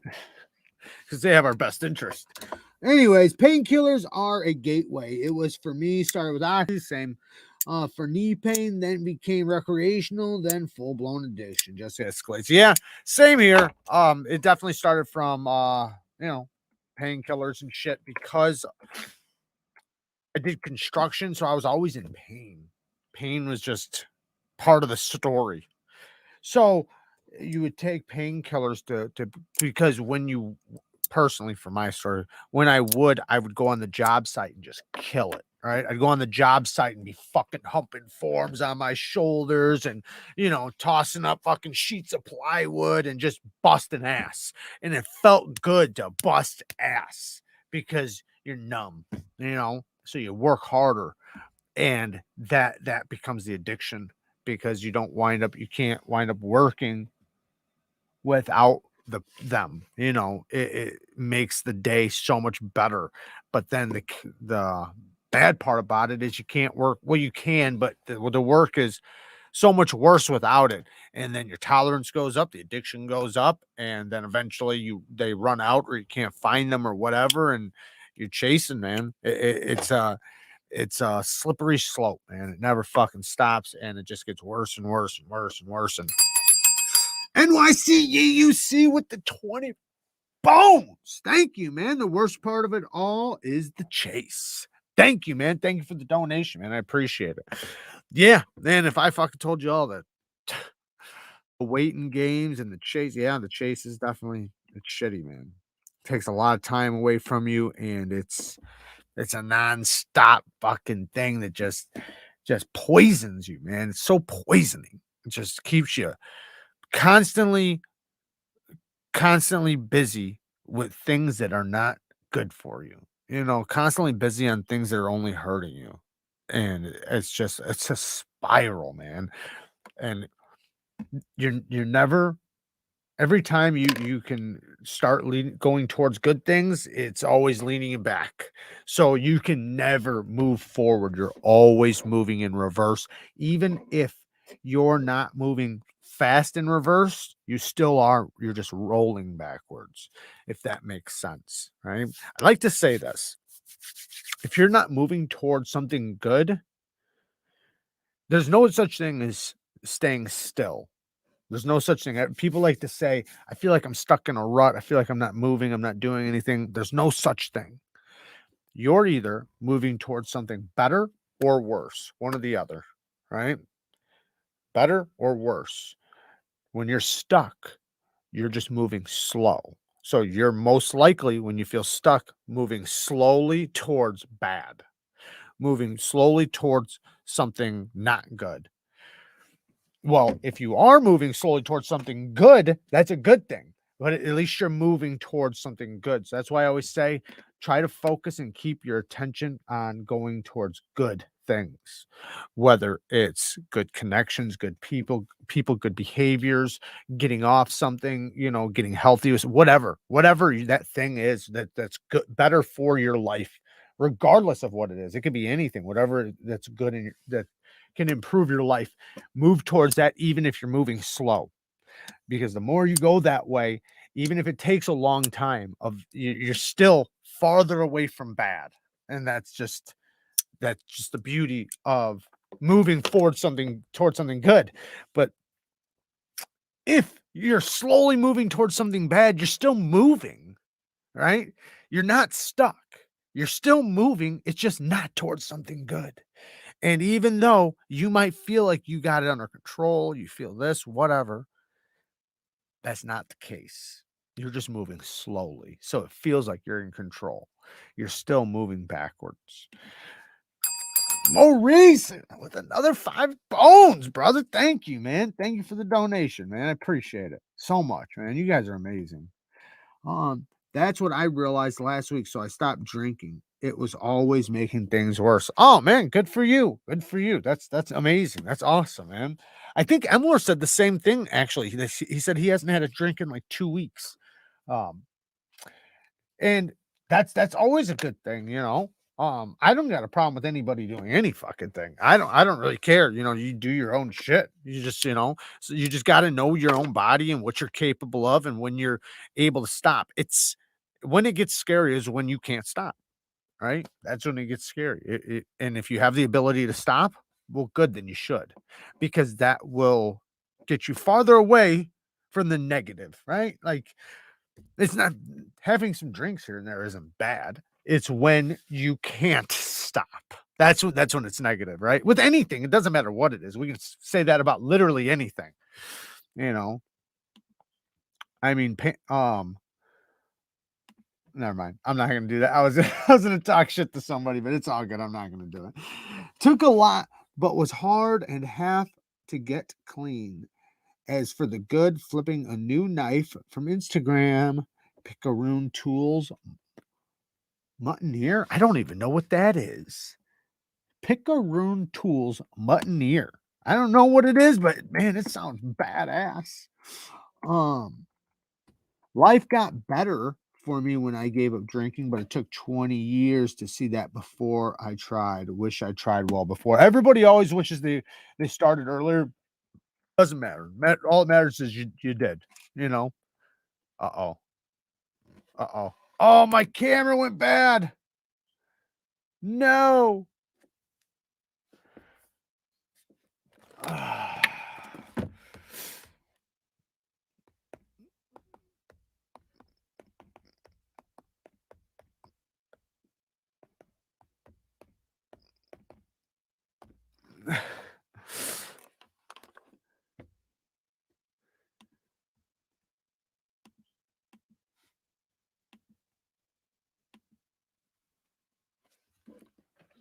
Okay, well, here we go. Let's try this. So you guys see me? This is the camera on the laptop. I guess let me see if I can do this right. So we'll just end it here, ladies and gentlemen, since my camera's dead now, and now I'm on my backup camera, the just in case camera. Now I know I can use if shit goes wrong. I don't even know if you guys can hear me right now. Can you guys hear me? Let me know if you guys can hear me. Microphone was working. We back up. Yeah, we're back up for another second. I want to at least say goodbye to you guys. Hopefully you guys can hear me. I don't know.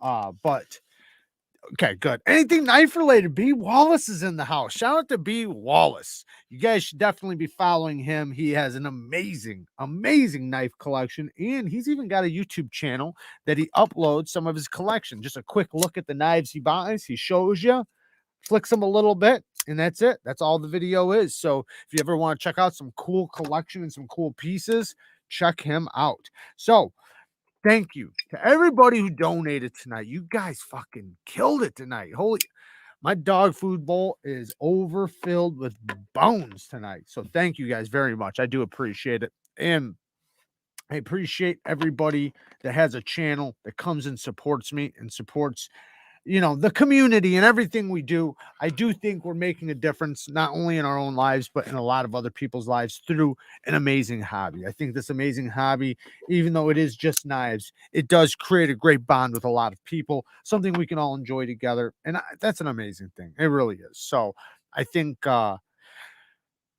we have a pretty strong crew of people that enjoy each other's time and help each other out, and it is definitely a great place for a lot of people to go to, whether they're separating themselves from something or moving towards something, or even if it's just for the damn knives. It's always a good time, and I always appreciate you guys coming into my lives and hanging out with me and checking out some shit. And thank you to all my Patreons. We have the big a big giveaway, pretty big giveaway on my Patreon that we are about to pull. We already did the video, so everybody whose Patreon has entered in, or if they haven't, they're about to, and we're gonna pull that here pretty soon. 3 badass knives and cue ball with the 5 bones. Thank you. Yeah, 200. Holy shit. That's crazy, man. That's crazy. Thank you. By making it 200 with your other 5 bones. I can't see what it is right now. So thank you guys. Thank you to everybody who comments. Thank you to the moderators. I know you guys work hard in the lives and I appreciate it. And yeah, man, thank you to all the new subs. That is a huge thing. We are about to hit, where are we at right now? I want to know. 29.5. We got 500 more subs to go, and we are hitting 30K. 30K. That's crazy. Jeffrey Hodges with another 5 bones. Yo, Neeves, any thoughts on the just announced Spyderco stovepipe? Spyderco stovepipe? I don't think I've seen this. You guys know what a stovepipe is, right? Stovepipe is, well, maybe that's not what they were going for, but a stovepipe is what you get. Well, technically, a stovepipe is an old way to do a stove, and the pipe comes out of the stove and goes up through the roof. But people call a stovepipe when you go to shoot a pistol, and damn it, this thing is like all messed up. All right, we'll figure it out. I'm going to show you guys what it is. But it's when you, oh, Mom, good night, Jared. Love you. Good night. Thank you, Mom. I love you too. It's when you shoot a pistol and it misfire or not misfires, your shell gets caught in the slide when it's coming out and it faces straight up like a stovepipe. That's why it's called a stovepipe. Anyways, there is the knife.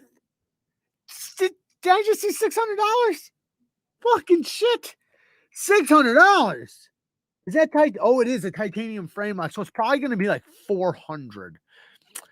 $400, I'm guessing, is what it's going to be. I'm not really understanding what all this is right here. Let me see if I can. It's messing up. That's the problem. You see what this is doing? Like when I click, it doesn't. It's either all or nothing. Let me see if I can.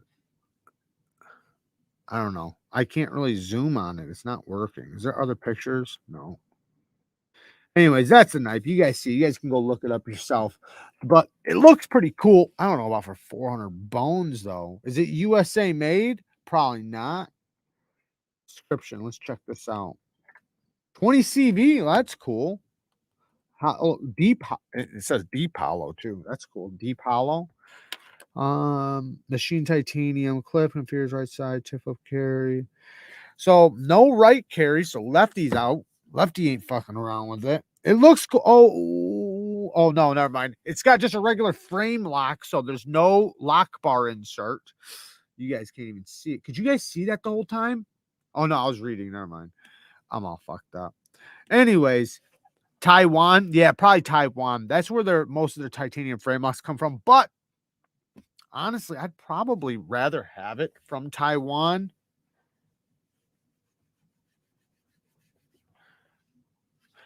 than the USA for their titaniums, because I love their titanium frame locks. I like them. I mean, you either love them or you hate them. I like them, like the Techno 2, the Chef, the Slish Bowie. Those are all great knives. Pretty sure we handled it at USN, and it was definitely interesting. I wonder when it's gonna drop, and I wonder what it's gonna be. Because $600, they're fucking out of their mind for $600. I'll bet you it's gonna be something like that though. Like, look at the Drunken and the Slish Bowie and knives like that. They're always like, it's probably gonna be $400, 450 or something. But it does look pretty cool. It does look pretty cool. There are some knives that I like. 400 for the Bowie was too much, in my humble opinion, of course. I liked it though. So regardless if you think it's too much, it doesn't stop it from being a fucking great knife. And that's what I see in it. Is it too much money? Maybe. Maybe it is, right? Maybe 300 would have been a lot better. But as a knife and as a tool and as a long-lasting tool, that is it. I love mine. I love it. It's something I could carry every day. And I mean that because I like to fidget with it. I love how it feels. I love how it cuts. There's so many things I like about it that I can see why people would pay that much. It's just such a great knife. Now, this, I would say, is not that. Like, kind of like the Sheepdog, right? Love the Sheepdog. Great knife. But the blade shape, I mean, super useful. So I hate to say, like, there's things it can't do because it can damn near do everything but puncture. But I can't help in the back of my head of, I want something that can stab sometimes. So, but I mean, I love me a good, whatever you want to call this blade shape, cleaver or sheep's foot. But it's just, if I do need to take out a mob at the gas station, it's not the Sheepdog doing the damn deal. I'd have to grab my backup. Assuming the Chef and the Bowie were the same price and you could only have one, which would you choose? Oh, I'm taking the Bowie all day, every day. I like the Chef. I never owned a Chef, but I've tried the Chef. I love the Chef. I think that the Chef is a great knife. I honestly probably like the Chef's blade shape a lot better. So that's tough, actually. That's tough. I definitely 100% like the Bowie better in the hand. Damn it, man. That's a tough one. I wish I could get that blade shape on the Bowie. That would be the knife. That blade shape on the Bowie. But the Bowie is really, it's like a drop point. I know it's supposed to be a clip point Bowie blade, but this is a straight clip. So it's a drop point. I love this knife, man. Such a good knife. Comfortable in the hand. Very smooth on the drop. Glassy as all hell. I mean, it's not like bearing action, but mine's super smooth. And if you're a lefty, man, you got all the room in the world. I love the feeling of my lock. It has like a nice strong tension to it. I love that glassiness. It's so, mine personally is just ridiculously smooth. Like, watch this when I push the lock. There's just something about an action that's like that. I like it. I like it. I'm leaning towards the Chef, but I love the Bowie too. Like I said, I like the Chef blade shape better. I really do. So I would love to see the Chef blade shape on here, but I like the contouredness of this, and maybe I just need to get a Chef. I should probably buy a Chef. Don't you guys have a Chef for sale over there at Knife Modders? Watch them hurry up and close out now because they want to collect all the Chefs in America.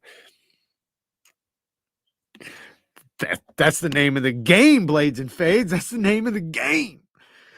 I can tell you right now, I'll have one even if I have to sell a kidney.